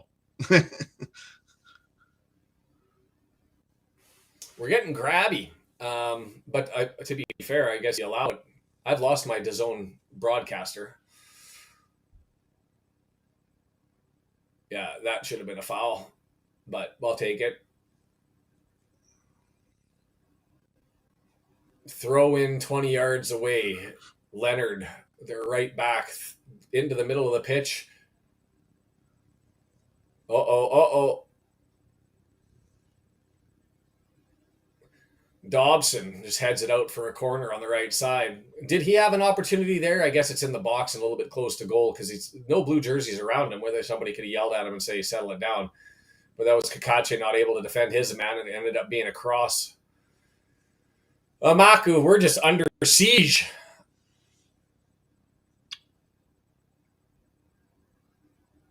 Headed away nicely there. Luongo goes down under the challenge by Hardy. Omaku grabs control of the ball, beats his man. I'm glad he kicks like Billy Waters. He's got everything else, but the guy can't keep the ball lower than 30 feet in the air. Everything he's lifted towards goal has been just moonshot.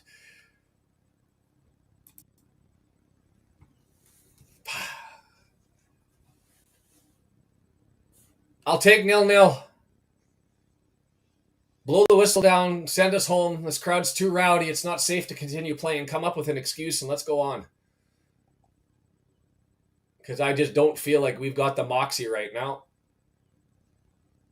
Danny, Ward. Imagine paying all the money to go down to London and watch this shite. Amaku. Nice pass. We're in trouble. Coburn, left foot. Misses the net. Wasn't close.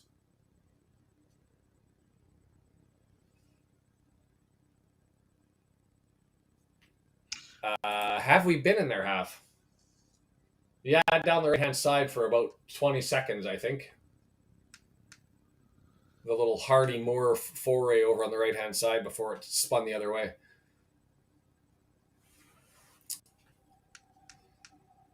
My guava. What is my guava?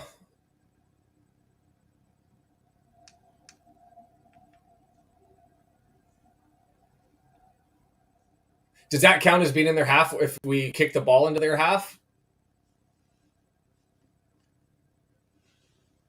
Cody gets called for a foul. Too much jersey grab.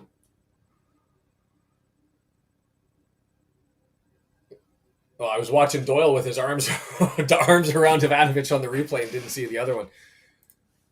Oh, God. That's the memo for the day, right?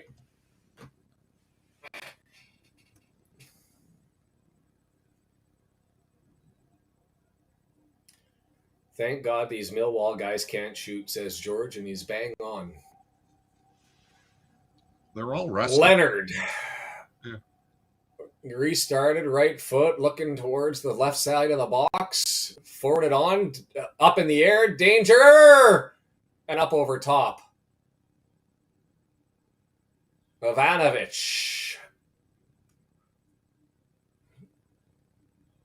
Tries to go over his head as it's headed to the far post and then just lift it up over top.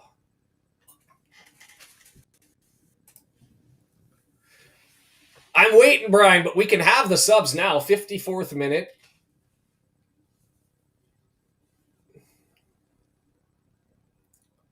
I mean, just waiting for a thing. I feel like that meme with the kid who's got the stick and is looking to poke something. Like,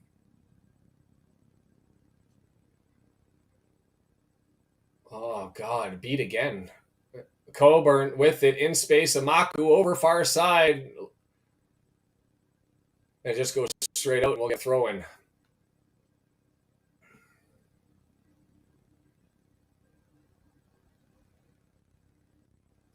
Longman finally had his guy over there. That was good.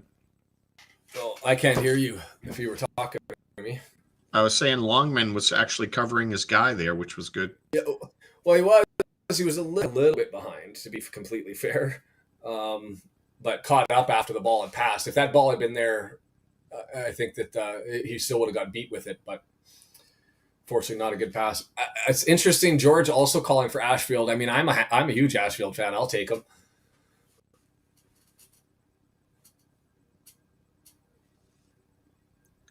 Yeah, I want to get on the it's just Ashfield there's no train fire before right now. everybody else does.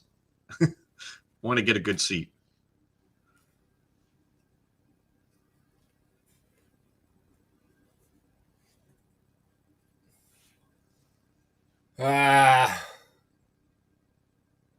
Amaku looking for Sturge, tackled. O'Brien collects it.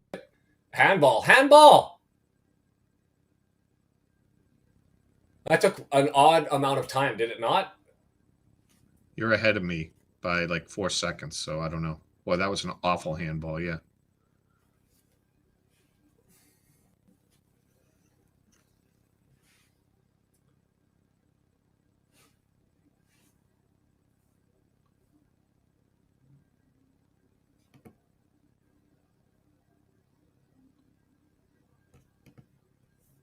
There we go.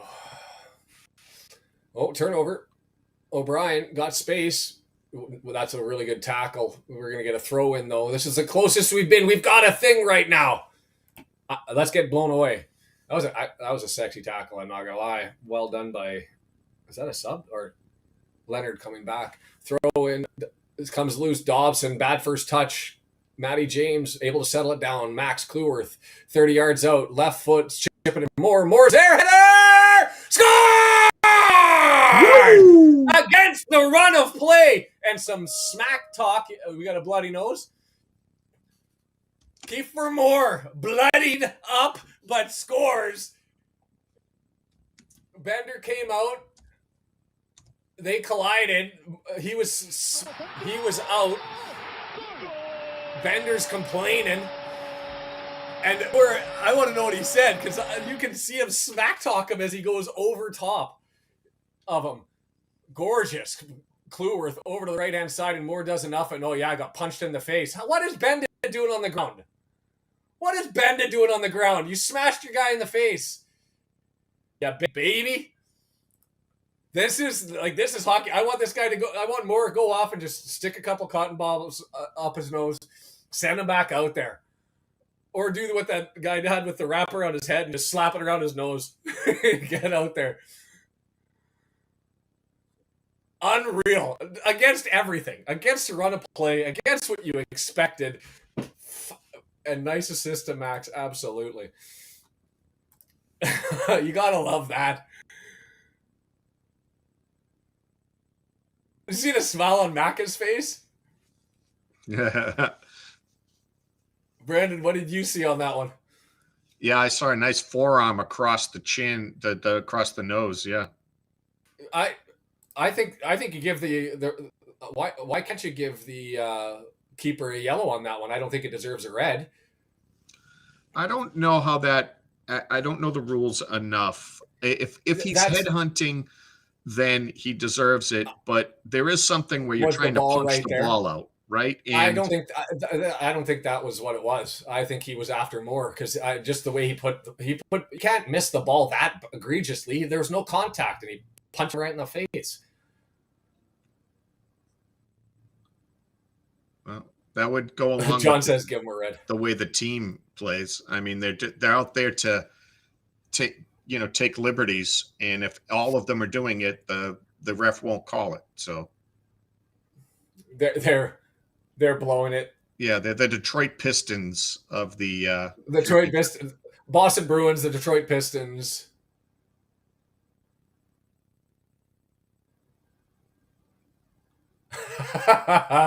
I'm loving this. You know what? I've been critical of him more because he sometimes I feel in the midfield his work rate isn't where I want it to be, and I'll probably maintain that. He's not going to be the Smith or the Marriott or the Mullen. That's why you need Hardy out there. High energy, Yeah. But to be fair, Palmer wasn't like that either. And big body, it might be too much. Expect him to be running around the pitch for 90 minutes like that. More. That's not fair to compare Moore and Palmer. Palmer's a lot slower, a lot less work rate. On effort, on work rate in the midfield. Yes. On work rate on the midfield. I'm not saying talent level. I'm not saying ability. I'm not saying work rate. That wasn't what Palmer did, right? Palmer, similar role, big body, does all those things. We're back underway, up 1-0. But I have to give more credit around the net. Like, we haven't had a big bashing forward since we've all of us plastic fans have joined. That's as bruising. Palmer, despite his size, wasn't that fearless when it came to the net. He held up play well, but he didn't go and score ugly. Like, that's the definition of just an ugly goal. And that's the other, more flop so much. And I still think that first Sheffield Wednesday was Moore's fault. Letting them back in the game because he flopped. John, don't do it. Don't say the word. Looks like Moore's ready to come back out so we can get back to 11 men. There he's back on the pitch, and this should be fun. But what's it look like? Parking the bus, it's been like this the entire time. Well, there has been no attack. So it's just a continuation of the same problem. Anyway, Leonard smashes it off of Cacace. Yeah, but if you were going to make defensive subs, what do you have other than Macca? Like, I think Barney's better defensively, but nobody else seems to. So I don't know that you're bringing him in unless you're just thinking fresh legs doesn't get outrun. Fresh legs don't get outrun. Barney with fresh legs, and Longman's had some shite recently, but I still. I don't know. I do prefer him defensively. You're not bringing Lee in, that's for sure. Defense is definitely not his thing. No. We'll sing on our own. Leonard looking for a long throw into the box. Referee blows it down. And the fans are going crazy. I missed what happened there. The fans are up in arms. Leonard's up in arms. I guess you got to have somebody to blame. I don't know what that was all about. The referee was even like, what did I just fucking do? The linesman called it, right? I don't know. Well, but it was the whistle that blew. Lino doesn't have a whistle unless I don't know, Lino said something to trigger the ref, but best defense right now is probably offensive pressure on the other end, which is true. But we've had zero offensive pressure.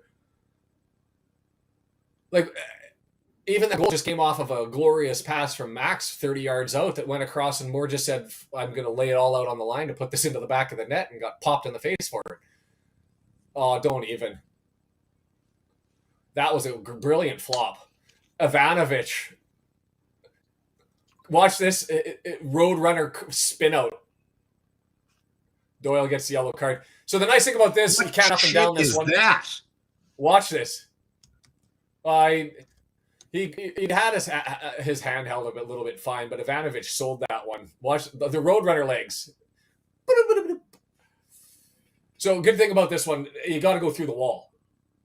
And this is one that Ben Foster, watching one of his podcasts, said when they're this close, you almost don't want to have a wall in front of you because it's easier just to track the ball to come straight through. And there's nothing you can do if it gets through the wall. Because you're not up and down in this into the corner. There's no postage stamp opportunity. This is a straight smash it through the wall and cross your fingers sort of incident.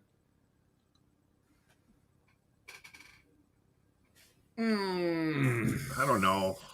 Yeah, I don't know if you can bend that into the top right corner. I'd be you can't bend this. This is smash through the wall or pass it over to the mob on the left hand side. But it's 95% of the time. I'd shade the right side of the goal.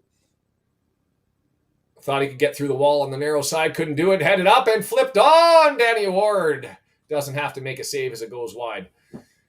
Holding breath. It's gonna be a long 30 minutes. We're holding our breath already. We're all saying it, John. We all want him to go for it. I just don't know if they have it in them. 65th minute's coming. If you're going to get subs... Get Barney. Barney will outrun his guy. Well, and I just think Longman hasn't had a good run with Amaku. So you got to go and do something, right? Well done by Cody to go and knock that one over. Out of play, return to position. Red jerseys come back. Amaku let Sturge throw it in.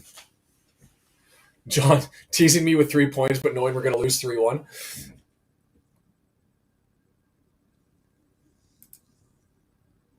I don't like this. John says, my heart can't take this, and then does the at Shao and can't finish the sentence. John, do you need us to call emergency for you? Are you okay? I'm expecting another goal in the next couple of minutes by Wrexham. Let's do this. All right. If you have like Parky's beeper, cell phone, whether we're sending carrier pigeons, I'll get the message. I just don't know what that looks like. Cody. I'm just glad that John followed up with continued typing there. Leonard, long throw, near post on the throw, and well done to flick that up in the air and headed away by Dobson, and it's going to be Longman is going to go chase after this one. Millwall recycles. This feels like Southampton.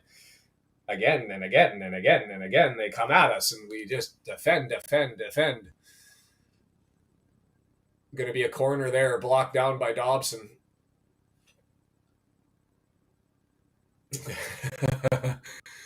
What are we doing, Parky?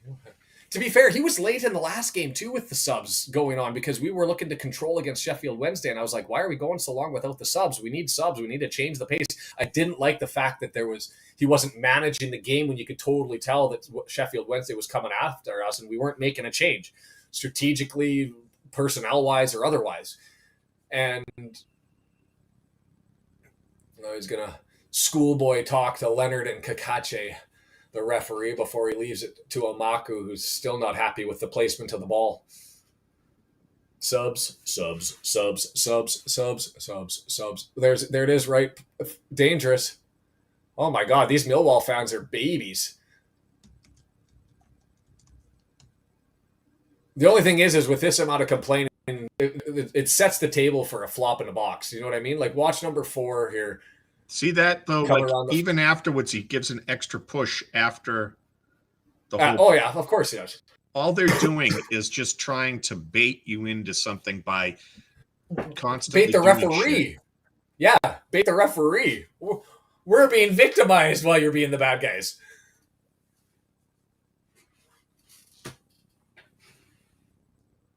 Oh, that was a nice ball from Moore. All the way up to Hardy if he can get there. He's got O'Brien in the middle, cut back pass. No, he decides to hold. He's got far post. Can it get there? Just on top. Well done by Luongo, unfortunately, to come back and take that away from Moore. You don't expect little Massimo to get to that one. Cody steps in front of his man, advances it forward. Coburn, lazy, allowed that one to happen. Hardy, good save, gets it to Longman. Let's do more of this, please. Dobson advances forward. For a referee with a record of so many fouls and stuff, he seems to be letting the game go. Dobson goes for the switch through the middle of to Moore. It gets flicked up in the air, and it's going to be grabbed by Sturge.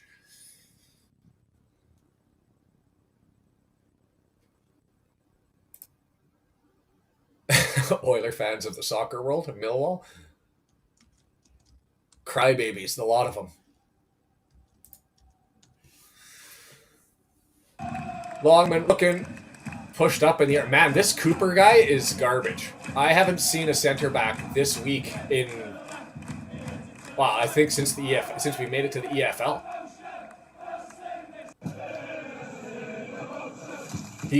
He's too tall to get beat with the headers. He's too slow.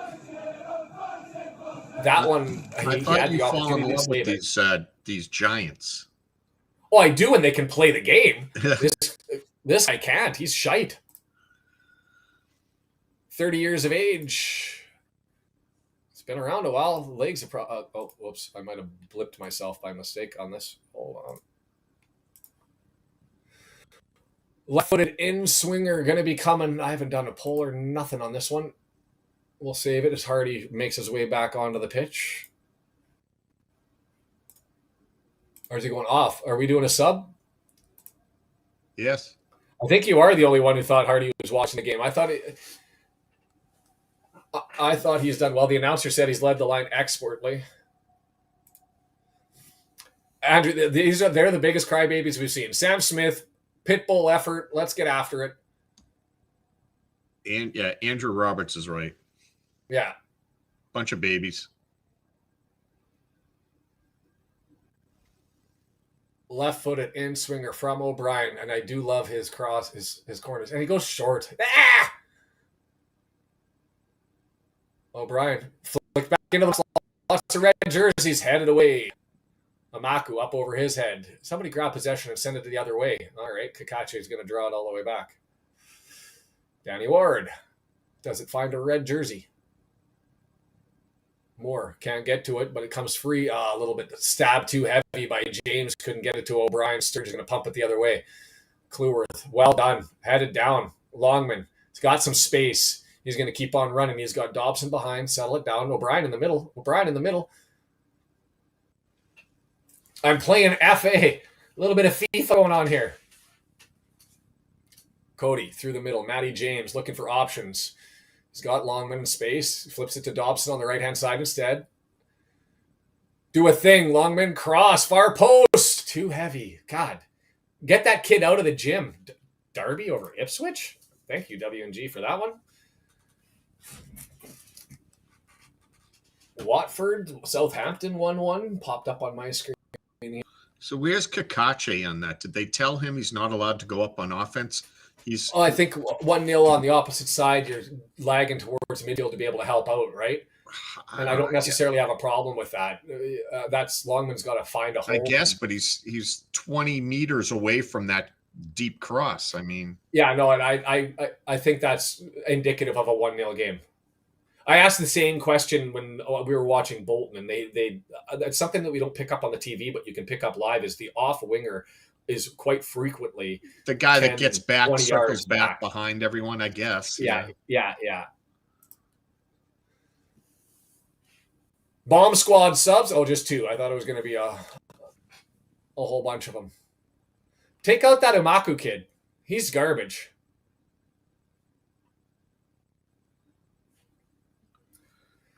So left back for left back is Joe Bryan. Makes his way on for Sturge, and I missed the other sub. You take that hope, John Lane, and you twist it sideways, and you shove it deep down into the pits of your stomach. We have no time for that up here. Ward's in net for us, Kendall. Yeah, welcome. I'm at 72 minutes and 45 seconds if we're checking the clock. 72 minutes and 50 seconds coming up right now. Wow, you're 12 seconds ahead of at least of the clock. Wow. Pushed over, can't get it out, and Brian's going to get his first touch of the ball as he comes down the left-hand side. Dobson steps in front of him, gets it to Amaku. Longman can't get it off of Amaku, and Matty James steps up and comes over to the right-hand side. Dangerous left footer. Danny Ward. Not a lot on that from the Bangura Williams, who was the substitute who came in the midfield. And he marshmallowed that one right off the deck, and Danny Ward just goes over and collects it with a save on the left-hand side. Ward between the sticks. 73rd minute. Come on! Krama to Cooper. Brian. I'm happy for you guys to keep around here. Give Leonard a touch and he can give it back to Krama. Let's do that for a good solid 5 minutes, please. Push forward though. Leonard on his side of half draws it back to Krama. I don't know, John. I don't know. Danger here. Ivanovic! Dragged across goal, flipped out over. Nothing but red jerseys, but he misses it down on the ground. And he misses that. Imaku. He can do everything but shoot the ball. Because that was another one. That time he didn't shoot it to the moon, but he bounced it 2 yards. I don't think the Ivanovic one was really a threat. Ward had that one. Crossed the goal, goes wide past everything, but stays in play because of the backspin, and it's crossed over by Leonard, who goes all the way up from his right back position toward the goal line, flicks it up, and a shite header with 3 red jerseys all there. Who was it that couldn't climb the ladder there? Had concrete It in his was boots. James, Matty James. Was it James? Yeah. Man. That was definitely one of those old man legs where you used to be able to jump that high, and Up high, and you just couldn't do it? your mind doesn't realize that your body can no longer do that. So you're like, oh, I got this. Jump. Wait a minute. Why didn't I go another 3 inches? Yeah. Bangor Williams. Bangora? How did he get Bangor? Okay, it is Bangor Williams. I didn't see the spelling on that one. I'm sending Rob and Ryan any medical bills I incur. Tell me you're American without telling me that you're American. God, can we do... We still have... John, we still have 15, 18 minutes of this. Oh, the Wrexham fans are booing Bangor Williams, who's gone down to tie his shoes. Oh, here it comes. Macca. Brunt for Doyle. I didn't see that one coming, but sure, we'll take it. Add some little speed and energy at the back line. And Macca's going to come out. This is going to sound sexy. I want to turn the volume up on my... Brunt on his way out for Doyle. I hear things. There's the boo.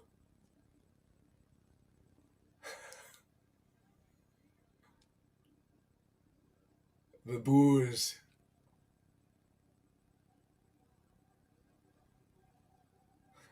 No Ashfield.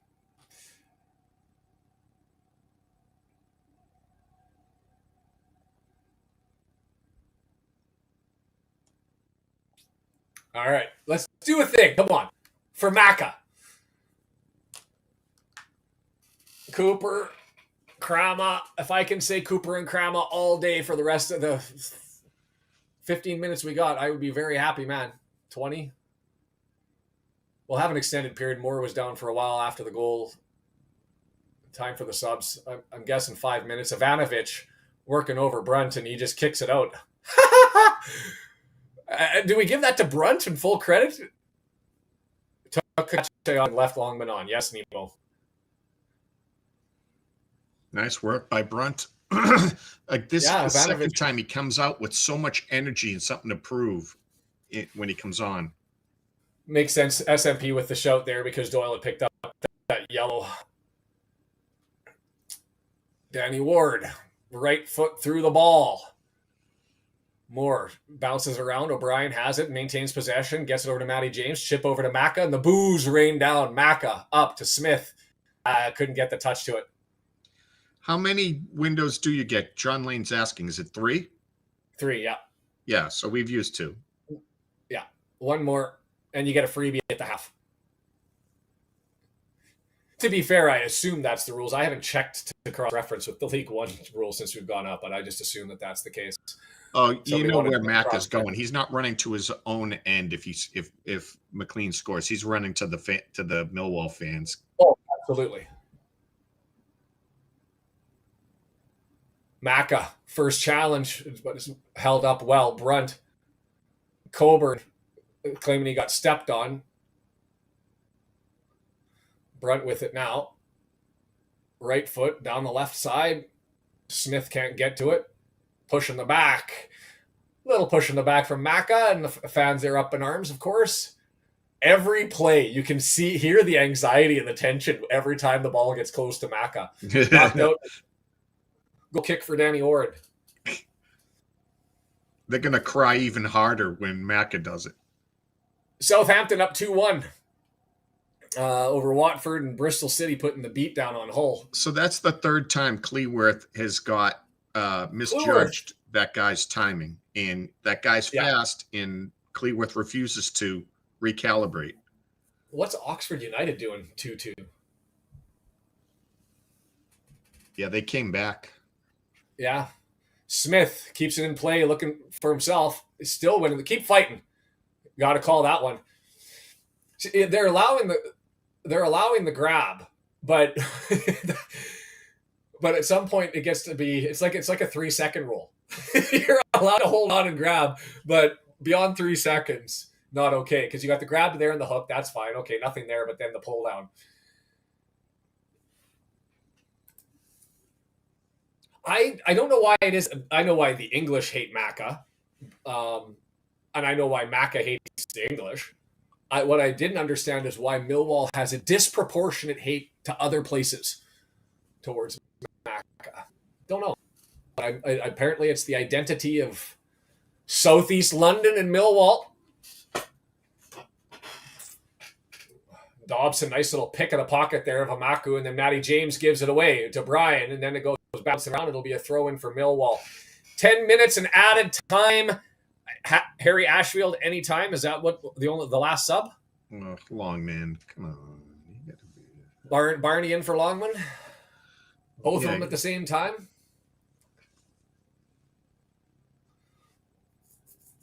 Moore flicks it on backwards. Mako with the karate kick. That was like the crane. Double pump kick to get up there and clear that one. Brian, left side, all the way across to Amako, 22 yards out, looking for a cross. Comes in front, still looking. Oh, you have an opportunity to clear there. Cleworth smashes it off of him. Longo's going to go and grab it on the right-hand side, 25 yards out. Now 18 yards out over to Leonard, who's come up from his right back position to help out. And well done. O'Brien stabs it and takes it away. You got to keep going faster than that and gets tackled. Yellow card for one. Back through the legs for Bangura Williams, a yellow card. Oh, was that Brunt? No, it was Macca. It was Macca. Yeah, who did the karate kick. Ah! The crane. That was a gorgeous grab and steal by O'Brien. Sub coming in, and this looks for like sub in the back, doesn't it?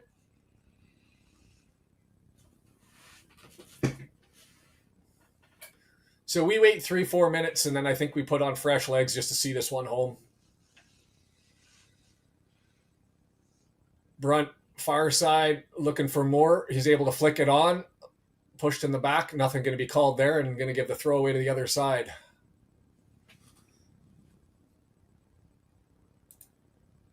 I like his corners, John, except he goes short too often.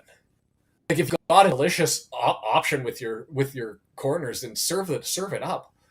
But he doesn't. Krama with it, pushes forward through the middle of the pitch. And Brunt, they say, got overly aggressive with the right-footed stab to get through.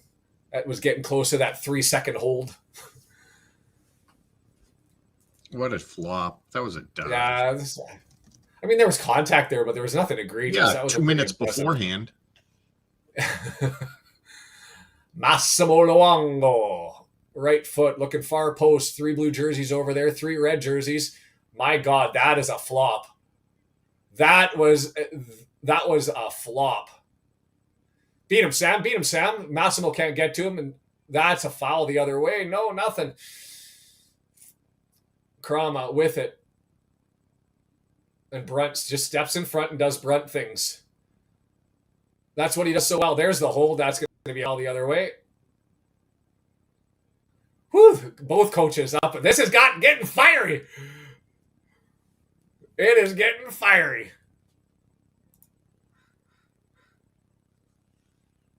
Oh, I think he touched it. Why did you touch it? Doyle with the last minute touch. Or sorry, Doyle. Cody. What happened here? Why did you? He's been having a bad game. All he had to do was frame his man off and let it run. Instead, we're defending the corner here, right-footed by Imaku. Far post, near post. Well done. Climb the ladder. Longman's able to get ahead and help it on. Smith is there to go and chase it on. Short tug. Smith got away with it. Keep going, sir. Got more in the middle of the pitch. He's got to hold it up. There it is. Back to Macca. The boos rain down. Back to Smith. In the middle to O'Brien. Moore's ahead of him. Nice little stop and hold.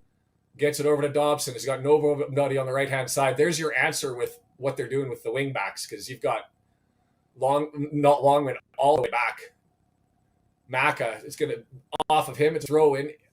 Nice way to kill a minute. That flop in the box was the most desperate attempt to try and eke out a penalty out of nothing, because like, he was going down before the ball got close. Moore. Macca. The boos rain down. Macca back to Moore.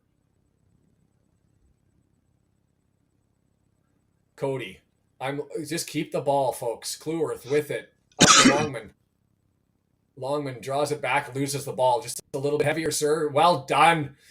Off of him and a throw in for us. Dobson, Cleworth coming back and rescuing Longman from that one. Just hard effort. So garbage. Come on. Well, Longman just needed to be a little bit stronger on that back pass, and we would have had maintained possession. But please yank him.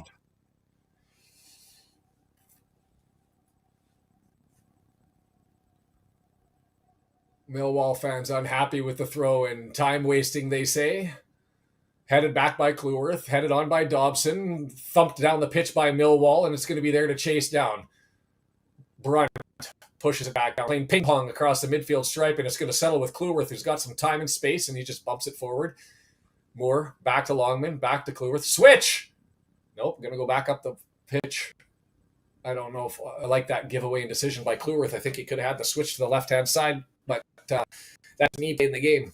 Longman needs out. I'm with you. I think the entire channel has been calling for Longman to come out. What's interesting is he's got a 6.8 on FOTMob.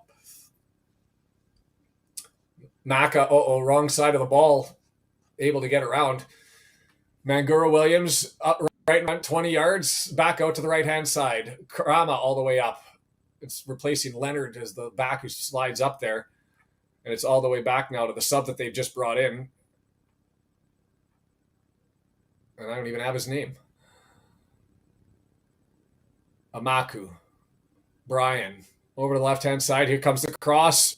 Headed away neatly. Moore with it. Cooper flopping again. A big guy can't flop that much. Give it to O'Brien. Give it to him. Give it to him. Give it to him. Give it to him. Give it to him. Wrong way, Sam Smith. Why? Why? You had... Why? It was the wrong pass. The announcer even said it. O'Brien knocks it down. More! You have the defender who cheats, and he comes over to you on the left-hand side. You've got O'Brien wide open. I know that Smith is your striker, and you would prefer to get it to your boot, but you've left a midfielder wide open. But Smith is a righty, not a lefty. Why are you giving a righty the ball on the left side when, you know? I don't know. Because, Maku just broke it down. Cleworth clears it away. Get out of play. 2 minutes, and what do we got here? 5 minutes of added time? Oh, he had so much space on that side. How do you not see that? Jeez. And the other thing is the way he was shielding him off is he's got to turn around and go back towards Brian, where he just can run straight forward towards Smith. Far post, nobody there, and it's going to go out, and thank you for shite pass.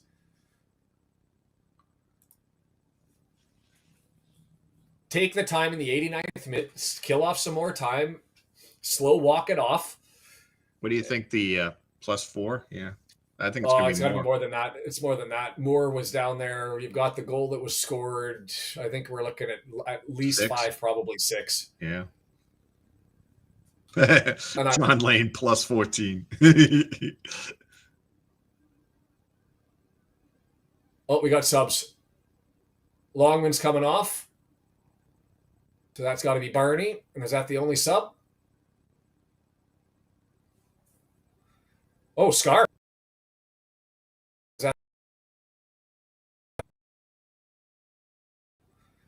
Scar. All right.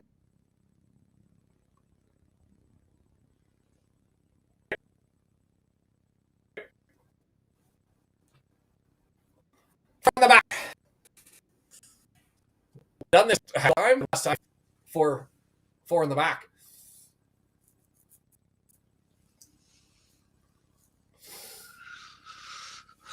Yeah, it's now bus parking time. Dobson talking the Sunday weather with Mr. Kirk to waste some time. 16, Daniel Kelly coming on for the bad guys as Danny Ward gets us restarted, and we'll get the time posted here in 15 seconds. Wanted Ashfield, but we'll get him soon enough. Moore over top of his back, but Dobson outworks until it gets turned over. And here come the bad guys. 90th minute up on the clock. My signal's fading. 7 minutes. Yikes. All right. Bangura looking for something. Left-footed far post looking for Omaku. Headed on by Cleworth towards the end line, the sideline. Doesn't get out. Omaku. He's going to take on Cleworth. Cleworth not able to get to that one. Maka there to head that one away. Get out to on Maka. Head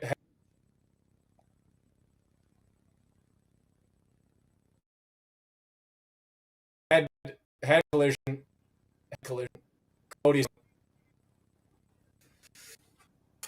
Oh, what a shocker. Luongo hurt someone. I can't give that one. Like, Luongo made the play on the ball on that one. By kneeing someone in the head? Is that what he did? I'm surprised they're not doing the head assessment on that one. Like, that was head on head, was it not? So Amako now right-footed outswinger. I think it was knee on head, didn't Luongo hit that with his foot? No, I thought it was head on the ball.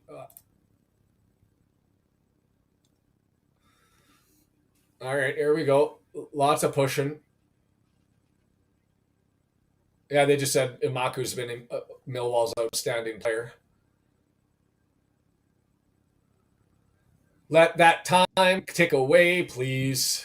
Get me a clear here. Whistle, blown. Grab, push, grab, push, grab, push. Right foot. Near post. Headed away. Was that Moore again? Moore able to get to that one. Smith chasing it down. Still lots of blue jerseys forward. Nice read on Dobson. Dobson saw that one coming and beat his man to his own ball. Well done, but the clearance not the best, and Luongo's able to set it down. Still so many blue jerseys forward. Go get that, Danny. Oh my! Referee blow down on the contact, and then they miss an empty net. What the hell? Danny Ward is in pain. Dislocated shoulder. I'm calling it. Yeah, dislocated shoulder. Dislocated shoulder. Left shoulder's out. Came down hard on the ground.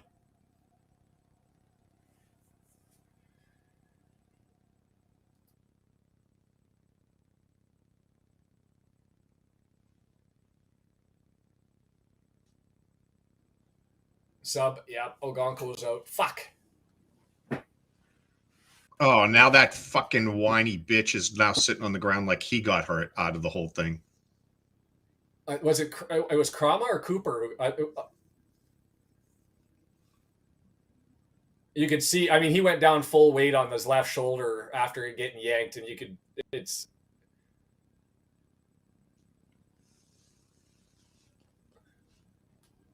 did the right thing. He went out and got it. Yeah, there's no chance Arthur goes anywhere near that.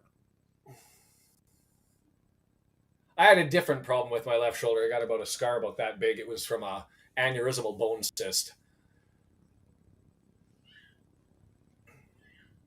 And so I don't know that injury. I mean, I don't think he's broken it. I broke mine right through because of the cyst that was in there. But I know the reaction and the mobility loss and he did get it.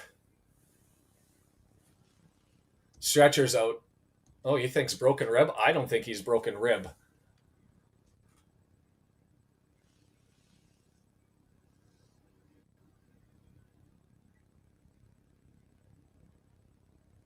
Was that Nisbet who screwed that one? His arm was folded up funky under. Yeah, but that's why I thought it went. I don't know. I think it's left shoulder. The announcer thinks ribs. RKO thinks it's elbow.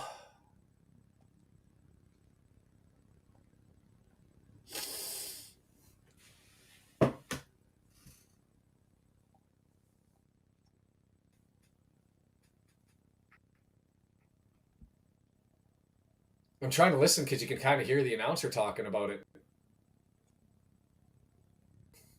They call the paramedics pitch rescue?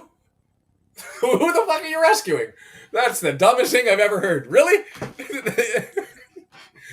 Oh, the UK, I love you for your stuff. Pitch rescue.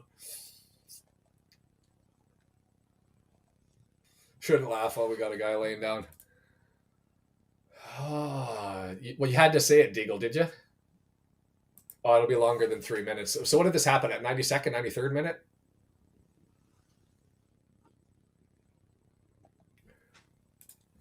Is this just a Millwall thing?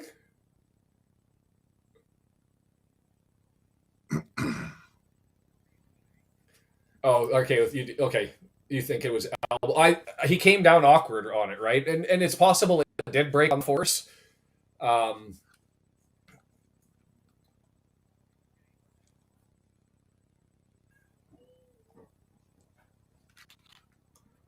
Pitch recovery would be pitch recovery would be even better. I've never heard of pitch rescue. Like, I picture it's like you need a helicopter. You going out to a waterfall and dropping a line in to go and pull somebody from drowning or from the fire. Put 911 in front of pitch rescue, and that's a US season series with a 5-season run. Absolutely. I needed the joy in a sad moment, so thank you, Millwall. So what do you do for a living? Pitch rescue. Oh, wow. What the hell? Okay, blow it down. 7 minutes is gone.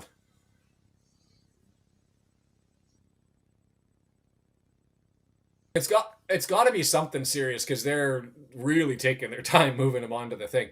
Either that or pitch rescue's not used to rescuing people. Dropping in on lines and taking off. Running back off the pitch to go and get your stretcher. God, Kenneth, that's comment of the month. That's got to be it.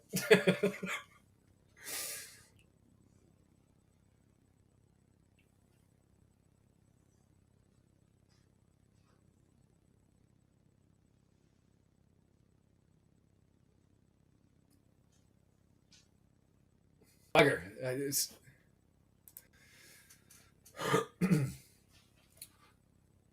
It's a weird one, and it's one of those ones where if this is the amount of pain that he's in, I almost want it to be a break rather than like pop shoulder the best of the bunch, but I don't know how serious it is.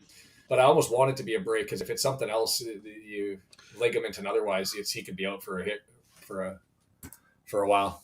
So I've seen people that get the dislocations and it doesn't really heal and they get dislocated often because of it. So to your point, a break might be better as opposed to totally like ruining his whole joint there. Yeah, no,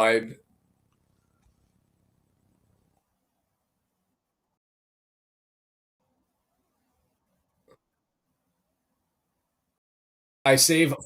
I love this pitch rescue. So you save TV pilots with bad scripts? No, I save footballers.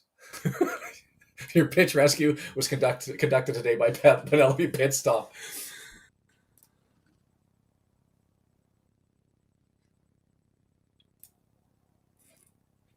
Yeah, RKO's thinking the same thing we're all thinking. I mean, this sucks either way. I guess that means Danny Ward's not playing against Canada next week. They've had 11 shots inside the box and 1 on target. They had a wide open net. Like, I want to see the replay on how it missed because I was too busy focusing on Danny on laying on the ground that I didn't even see the shot until the ball went up over top of the net. I expected it was going in when the whistle didn't blow down for a foul. And to be fair, we scored the goal on the Moore thing, and that was goalie out initiating just contact that's going to happen as a result and a consequence. And I like the fact that they played on and Moore scored the goal.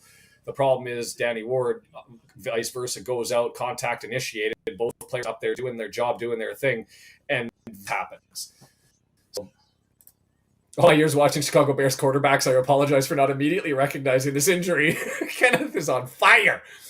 And also, screw you and your Chicago Bears. Skull.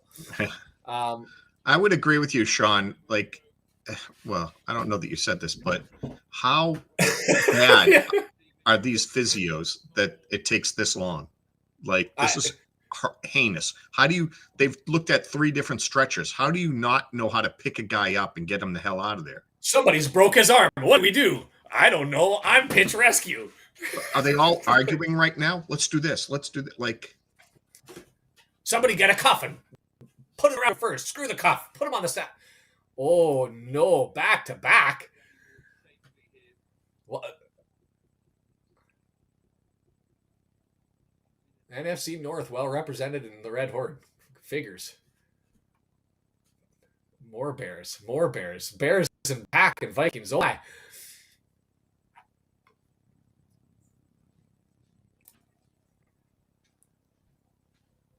So we've had almost 9 minutes now. It was at the 92nd minute when this all happened, about a little bit after. Oh, Keystone Pitch Rescue Cops. Somebody create a screenplay. Let's get this going. Sorry, Swade, you got caught for the caps by the bot. We don't practice rescues, we just rescue. And why does the pitch need rescuing? What did the pitch do? Norwich going to beat Blackpool 2-1.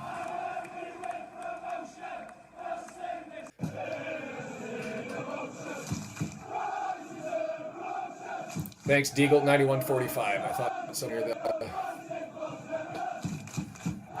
So we've got at least 5 minutes once we get it going.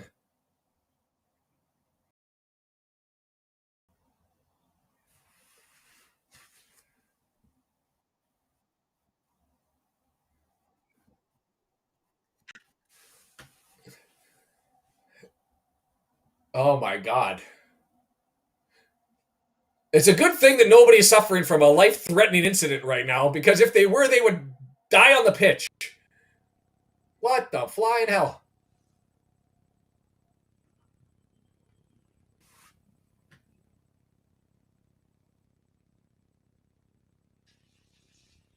Steelers, RKO. I thought you were smarter than that. But Nemo's asking an interesting question. Who do you think this favors all this time? Oh.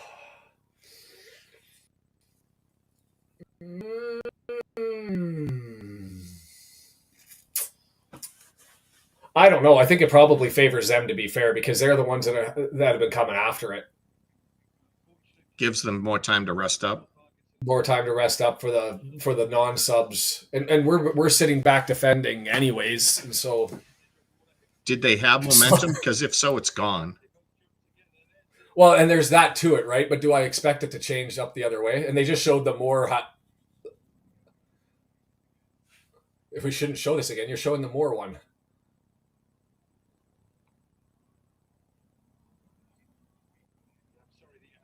The announcer doesn't even know what's going on. We shouldn't be showing this one. Yeah, now he just realizes they're showing the goal. And I get it. To show that one to cross-reference with this one, it's... Yeah, and I shouldn't joke about it, but...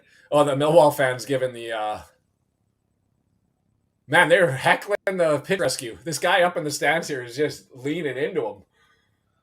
Sean, you and I could have gone out and snagged him and got him the hell out of here. Right? You haven't been watching the game, Nick. So Danny Ward went up to go and get the ball, got clattered into left side, pulled down by, I believe it was Cooper. And when he came down awkwardly left-sided, he went full force onto his left arm. RKO, myself, Brendan, I'll think it's a dislocated shoulder, but potentially a break of the arm. The announcer thinks it's a broken rib. It's taken them 12 minutes, 13 minutes to get him on the stretcher. He's now moving off. No, Diandra, Danny Ward just broke something or popped a shoulder out. Pretty ugly injury. And so we're going to keep on going. In your official pitch rescue PJs. Oh, God, we could make so much money off of this. We need a cartoon with it. We need a cool jingle. Pitch rescue. That doesn't rhyme. No, pitch rescue PJs, yeah. Yeah.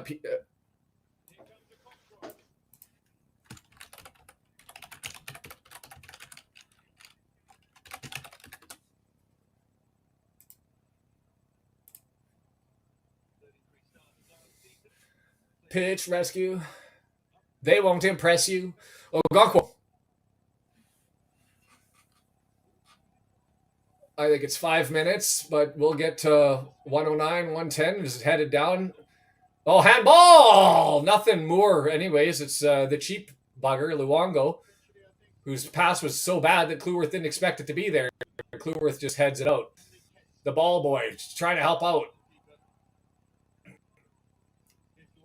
Thrown in. Kelly knocks it down. Millwall, 40 yards away. Luongo.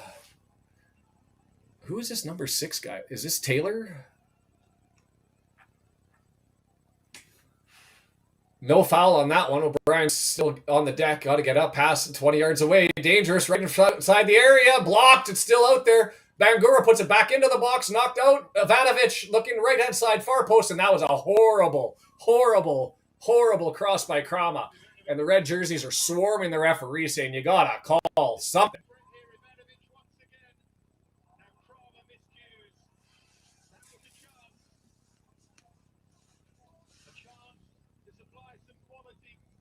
I'm surprised you didn't hop all over O'Brien for going down there on that pull. I think it was a pull. I think he spent too much time trying to milk it. Like, I don't have a problem there with that amount of contact going down and seeing if you can get the call here because it kills the momentum. The problem is if you're going to go down and try and draw and you don't get it, get your ass back up and get into the play. Ogankwo keeps it in the line, headed out, and that's going to be our throw. Ogankwo pulls a Danny Ward and keeps it in play.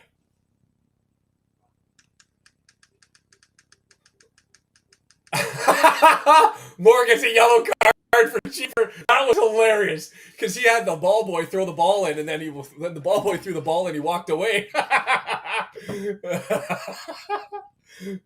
Kiefer Moore, you cheeky sod. That was awesome. Maka throws it in. It gets put down to the corner. Maka's not going to get to it. It's hoofed away and put back by Dobson. Maka pushes it up. Nice little ball through. O'Brien right there! Score! Seal it! Put it up! 3 points! O'Brien on a nice little chip shot pass over by O'Brien. Why did I do that? Don't make that as a clip because that one's going to suck. I should have been so more manlier than that. Maka involved in a goal. Love it. 2-0. Let's go home, lads. Let's go home. That was a nice little pass by Maka, and kudos. Who rescued that one from the back? Was that Dobson who went up and put that one back forward right there? It was Dobson. Through ball. Smith over to Maka, who just chips it up over top for O'Brien to run into, and boom, beats him. Who are ya? Being echoing through the den. Oh, man.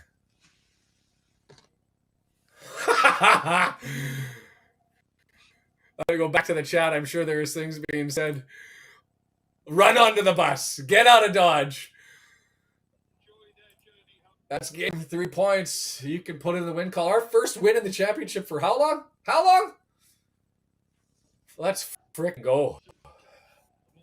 Get in! We got to do a poll here. I'll do that after. Oh, that Stewart is a tank. And he's talking I to the said referee. 3-0. Get one more, guys. Make me right. Oh, he's pulling bottles off, and the referee's talking to the steward, and he's got a. Jesus, throwing look shit at the on his- shape of that guy. Yeah, they're throwing shit on the pitch.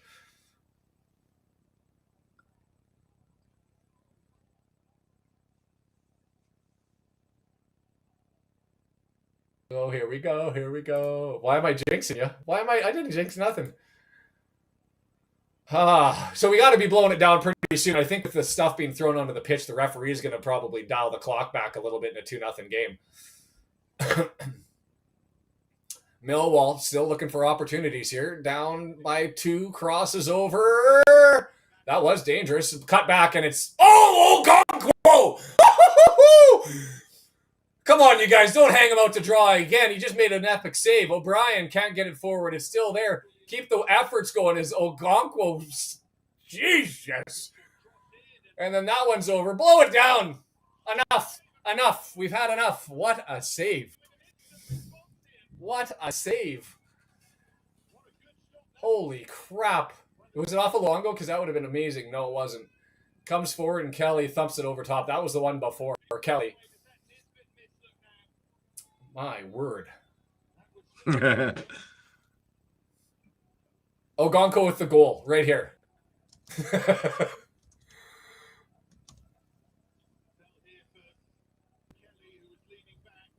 Blow it down already. Right, they should have kicked Luongo in his huevos. He lost his boot. Play on left-hand side. Come on here.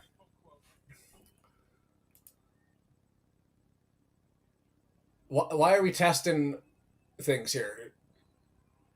Smith framing his man off. It seems like we weren't awake for about 30 seconds, but here we go. Oh, you're Deagle playing with fire here. That's enough time. Oh, my word. Was that Kelly again on both opportunities? Finish him. Finish him. Yeah, well, that's the thing. I'm glad they have a different pathway. It's got Union Jackson. There it is. Blow the final whistle. 3 points on the board. We climb up live table up to 15th or something like this. How much fun was that one in the second half? Well, not even in the second half. The second half of the second half. Just rope-a-dope. Taking punches. It is a great thing that Millwall's forwards are absolute shite. Coburn, the 22-year-old that they went and got from Middlesbrough, garbage. Ivanovic, they went and got from overseas, garbage. Couldn't do a damn thing, and Longo can go up there, move up as one of the cheapest pricks we've had. I don't think he's Jody Jones level, but he's probably near the top 3 for cheap pricks, but it don't matter because we just took 3 points. And I know nothing about football. Yeah. I didn't call that one, didn't see it coming. I was readying myself for pain, and we climb up. QPR next for us. We don't have a game now until the women, right? It's nice to have a nice win before you have that break. You know, you don't have to just sit around thinking about a loss. So. And I'm probably going to cover the Welsh Canada game because, I mean, falling in love with a Welsh club still doesn't take away from the fact that I'll be rooting for the Canadians. So I think that opportunity, September 9th in Cardiff, I was hoping I'd be able to get there. There's no way that was going to happen this time. Brennan, summarize that game for us. A brutally tough, satisfying win. Yeah. I would have gone with the most ugly-looking dessert you could ever get. It's delicious once you get through it, but man, picking that thing like we laid a turd for the entirety both teams laid turds for the entirety of the first half, and then you get to second half and Millwall starts to pick it up and you think, oh, screws are going to be turned on us. We're in trouble. And then out of nowhere, gorgeous passes. Both plays, there was some concern that I had about whether our players that were coming up from League One were going to have the quality necessary to play at this level. Who fed the gorgeous pass forward for Cleworth to go up and get? Max Cleworth. Brilliant. Who fed the gorgeous pass up for O'Brien to go run onto? Macca. I mean, it's a gorgeous, gorgeous day. You want to run through the stats really quick, or do you want to go straight to the standings now that it's worth actually looking at it? Your call. Let's go stats just so that we can get that one. You're up. I'm not up. I mean the stats. Possession 60-40. XG getting crushed 1.76 to 0.55. Look at that. 21 total shots. We need to change that. But 2 shots on target. That is going to bring our number down from 7 down to what? 5 is average? 4 point something average.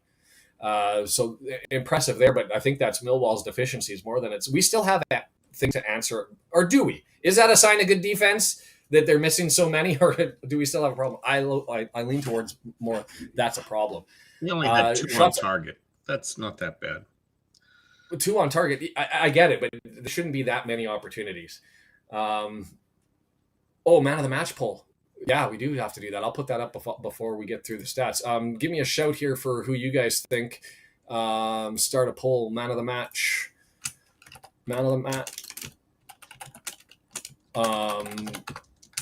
Moore scored the goal. Ward contributing. Did he do anything to earn it though? Had the Cleworth was better, wasn't he? Enough to go in there. I think of the back line, he was better than Cody, who had that. They gave him 8.6. Yeah, I was impressed with Cleworth today. I think he's at least worth a consideration. I don't think he's my man of the match. O'Brien was pretty active. O'Brien's a good shout. And do I put Danny Ward up there? I don't think he did enough, though. Anybody else out of the midfield? Dobson was solid. Mack, I don't think was on long enough. I'll put Ward in there as the other option to start the poll. For me, I guess I got to go O'Brien. That would probably be my shout. But see you later, Gail. Thanks for stopping in. And let's go back to the stats while everybody gets their vote in on that one. We just need somebody other than Ward to make a man of the match. He's been running away with the thing. 3 big chances. It's just crazy to think that we had 3 shots on target, 3 big chances, only missed one of them, where they had 21. How many touches in the box? The touches in the box, we got to be down by 20. 42-7. Holy shite. 35 more touches in the opposition box. That's the metric of a standard of a game usually to me. We were molested. We were, but I never felt like we were under threat, largely because their forwards are all waters. Passing, we've been way up in our passing so far this year. 225 is closer to last year's average, and I mean it was just, I think, a byproduct of the game. 370 for them. I guess that's the takeaway. The takeaway, I don't feel like this is a smash and grab. I don't think that we were necessarily outplayed. I just think that we were comfortable in letting them bang around. Stats say we had no right to win. None. It's not the game I saw, though. That's not the game. Yeah, that's what... I guess that's what the stats may say, that we had no right to win. But I still look at that total shots on target, and their XG, despite having 21 total shots in the spray chart, only being at 1.76, right? Yeah. Brandon knows football better than me because his score predictions are usually more accurate. Whatever. I'm just glad I didn't end up doing a jinx out there.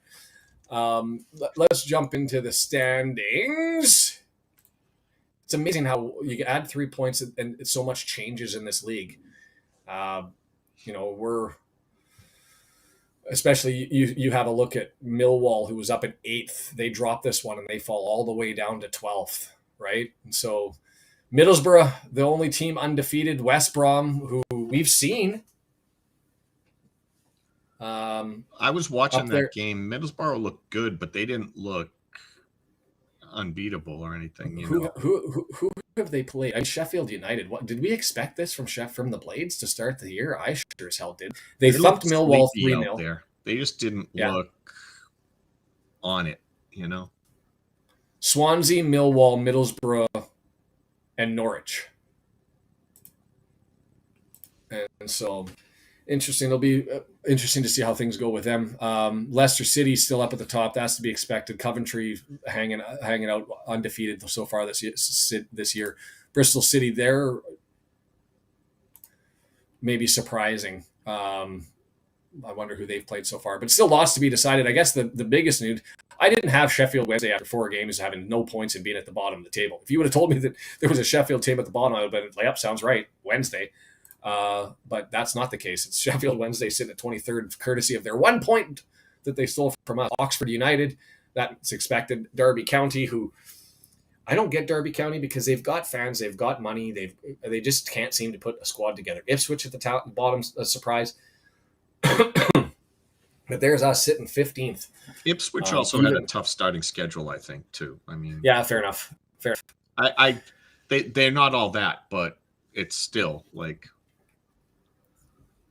Oh, seriously, somebody else vote for Moore. I don't want to have Moore being the man of the match again. That'll be like 4 in a row. And O'Brien, I thought, played good enough to get himself a spot in here. Can I beg for somebody to give added bumps to O'Brien to get him across the line? Jesus. Leicester looked good. That's the nice thing about DAZN is I can always go back and rewatch everything and get it all caught up. But I think I'm going to be back for the Canada-Wales game. I'll add that game into the equation. I assume, Brendan, you're happy with me doing that one by myself, or do you have an interest in watching it? I don't even know when it is. Presuming it's not at some weird odd time. It'll be an evening game. Oh no, it's in Wales. So it's Canada Wales. Why do I think it's September 9th? But that's a Tuesday, isn't it?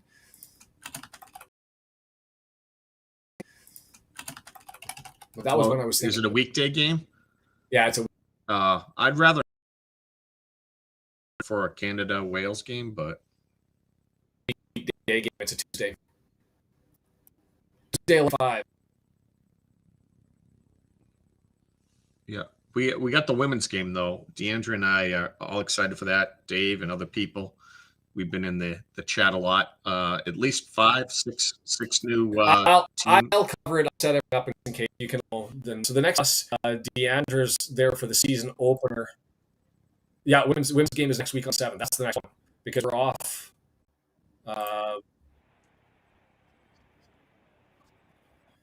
And there's been the women's game in professional. That's certainly Wrexham in chronology. But because it comes down in leading from London, center back with tons of experience who's helped them go through back-to-back promotions, and then you've got 3 girls that were signed over, a Pakistani national player. Everything looks solid all of a sudden from a team that it was so silent that I was like, are we even going to have enough players to bring in a squad? So probably strategic to maybe try and get a bit of an advantage there, but make sure watching Deandra and Brendan do their thing with the women, certainly a different experience, and I love it. There's a lot more. What's the right adjective? A lot more color to the color. I that's appropriate. It's Deandra and I get a little.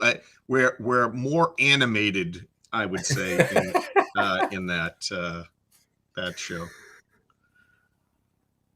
Yeah. And so anyway, Britain Ferry in the first one away, which isn't going to be an easy one given Britain Ferry's performance last year and how they came out of the gate. My mic is gone again. Yeah, when you're moving around, the camera is choppy, the mic's rough, but I mean, it's fine. We're almost done. Yeah, I'm gonna test the mic and see what happened here, and I'm wondering if my wife accidentally, because she's been using this thing. This isn't connected now to you. But she's been using this thing, and I'm wondering if she smashed it and dropped it or something and just didn't tell me. But I'll an excuse to buy a new one. Discord group. Let me go and grab that for you. Or do you have it handy? Because I just realized I crashed it on my end because it was picking up stuff. I will add the Discord. I should have added it into the the down below. Invite people. Yeah, and we Copy. didn't have time to do it, but we are going to run an after the stream get together, and we will kind of stream that where everyone can pop in. If you have Discord, you can pop in and video and or audio, up to you. And everyone will be on the screen in a big big grid, and we can talk about the games. We'll do like a post 90 show that everyone can join. So yeah, we might want to run a couple of tests here once I've got some setup stuff to change. I've got a new laptop for work, and I've got to get a new monitor thing set up, and I'm going to be unplugging things and plugging everything back in. It's just on its way. It's on its way. It's not today, but yes. Yeah. Sounds awesome. So like first down below if you've been here this entire time and you haven't done it. Make sure that you vote to bump O'Brien above Moore. I'm gonna sit here. I'm gonna kick everybody out of the stream, and I'm gonna sit here until people vote for O'Brien to pass Moore as man of the match on this one. I know Moore had an epic goal there with that one, but O'Brien also scored. O'Brien busting his ass through the midfield. He had himself a solid one. This is why you need to vote for him, just to change it up.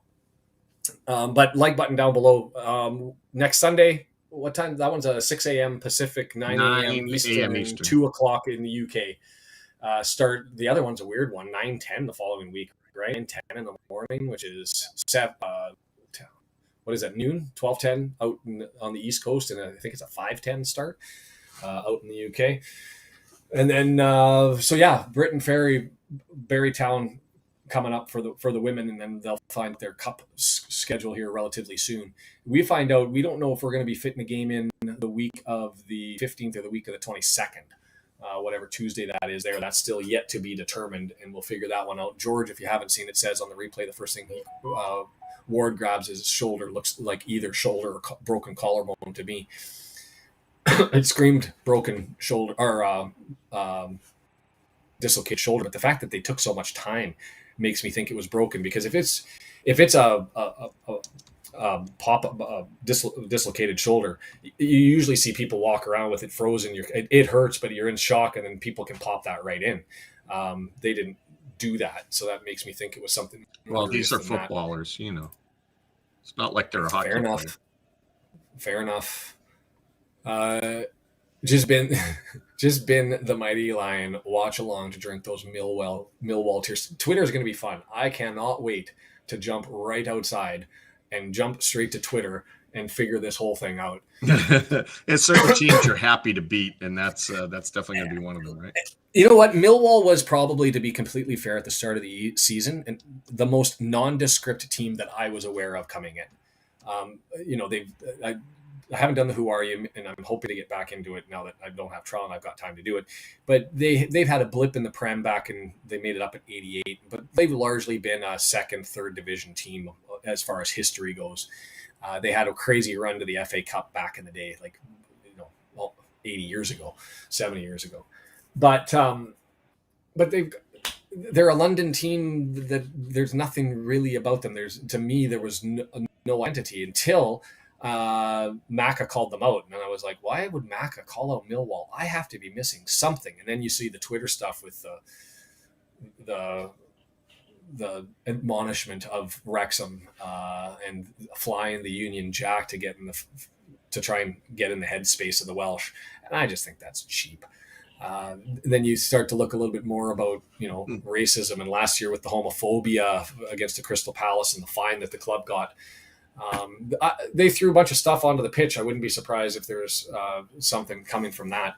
But I thought it could have been rowdier than it was. But Twitter is going to be a lot of fun. And so I will soak that in. Other than that, it's 9:30 in the morning. Do some TikToks, would you? I should do that. I should do that. I think the wife is out with the kids at the gym, and so I'm going to go on TikTok for a little bit, or I'm going to go on Twitter for a little bit. And then I'm gonna jump up onto the old TikTok and put those videos up that you've been praying. Millwall hate Techie. Everybody, including each other. Enjoyed the game. Techie, were you at that one? The body armor will be well used tonight. Get home safe. Yeah, it's that would have been a fun one. I don't know why. Like it's weird. My first away game was in Huddersfield, and you, as a foreigner, you don't know what to expect, right? From the away days, you hear of this and why do they separate the fans? And it's a thing, and I don't know when I'm coming to park my car because I didn't travel on a coach. I drove from Doncaster up to Huddersfield. And you hop out and you're a little bit nervous. You're making sure that you know, am I in a well-lit place here? Okay, what got out of the car? And I was like, there's an alley over there and there's a pathways over there. And so I've got exit strategies and you're walking to the stadium. And when you come out, you're like, are we okay? And coming out a lot easier than going in because you're with the mob of other Wrexham fans, right? Where when you're walking in, it was a little bit edgy. So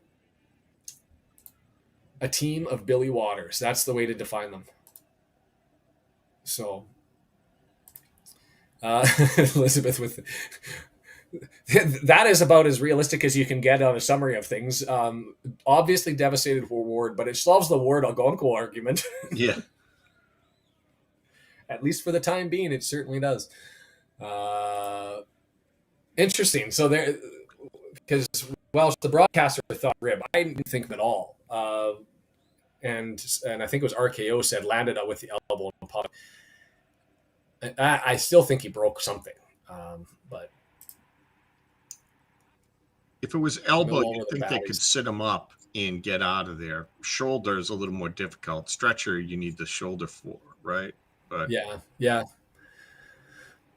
So 2 weeks off until that one. Then me and Welsh Techie are going to hate each other for a week. Is Jonathan David and Alfonso Davies and the lads come and spoil the party in Wales. oh yeah, I don't want any part of that Montreal striker. Do you? No. You know the one that Wrexham's looking at? I didn't even know they were looking at the Montreal striker. But there's nobody in the MLS other than if it's not Jacob. No, it's a 21, Jacob 22-year-old Schaffelberg. or something. Yeah, I don't want any I'm part looking. of it. I'm looking at it now. There's nothing good out of Quebec right now. You talk to go.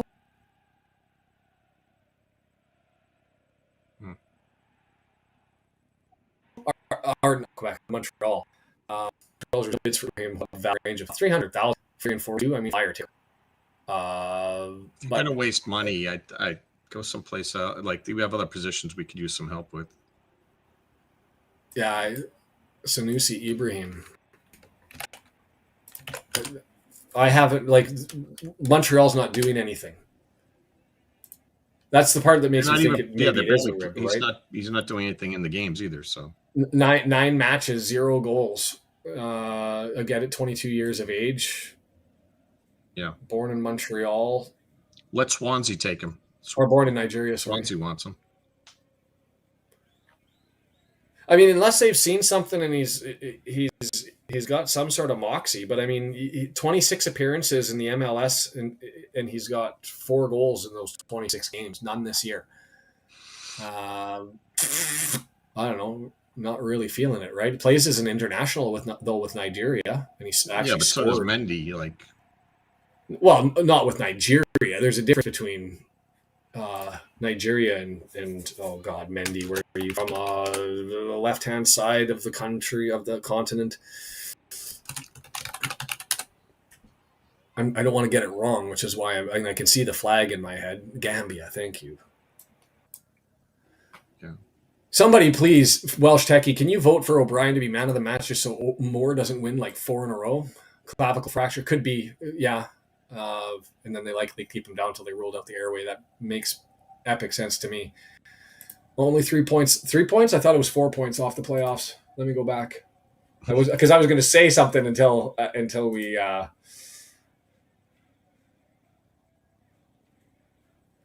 4 points, right? It's Bristol City's got 8. But we'll take it. Well, we're there in a couple of weeks, right? It's the way this league works. Everybody stays in it until the 11th hour. It makes everything crazy at the end of the season. I'm down for a Canadian broadcast team next week, but we'll have to do it. Yeah, you should definitely do it with Welsh Techie. Yeah, no Ward or Broadhead in the Wales squad. So does that mean you're going to cheer for Canada? Because you're allowed. I mean, we'll make you an honorary Canadian. Why don't you do the whole thing with Welsh Techie? Both of you on screen at the same time. Techie, you want to do a watch along? Or are you going down to is it Cardiff or Swansea for that one that they're playing Canada versus Wales? Because then we can talk Wrexham, we can talk Canada, we can talk, I guess, the Welsh team for anybody who cares about them. Are you going down? We'll talk about it. Let's do it. If it's let's bring Techie and we'll outnumber Techie. We'll bring Jason and we'll just make a party out of it through VO, I guess, because that's the way that I know how to set it up. I'll get you guys a link. If you're interested, Techie, I'll reach out to you and we'll figure that out. It's Swansea. So if you're not going down, you want to join us, feel free for a watch along and we can chat all sorts of things. And have a good time. Are we back to is O'Brien ahead of Moore on the poll yet? Hey, I'm shutting it down. The poll is being shut down. Don't do anything. I'm on the wrong side. Don't vote. Nobody. Oh no, it went to Moore. They snuck it in on you. O'Brien was ahead, and then I said something, and then I saw like 3-4 votes come in really quickly. You are the jinx master. So O'Brien, man of the match.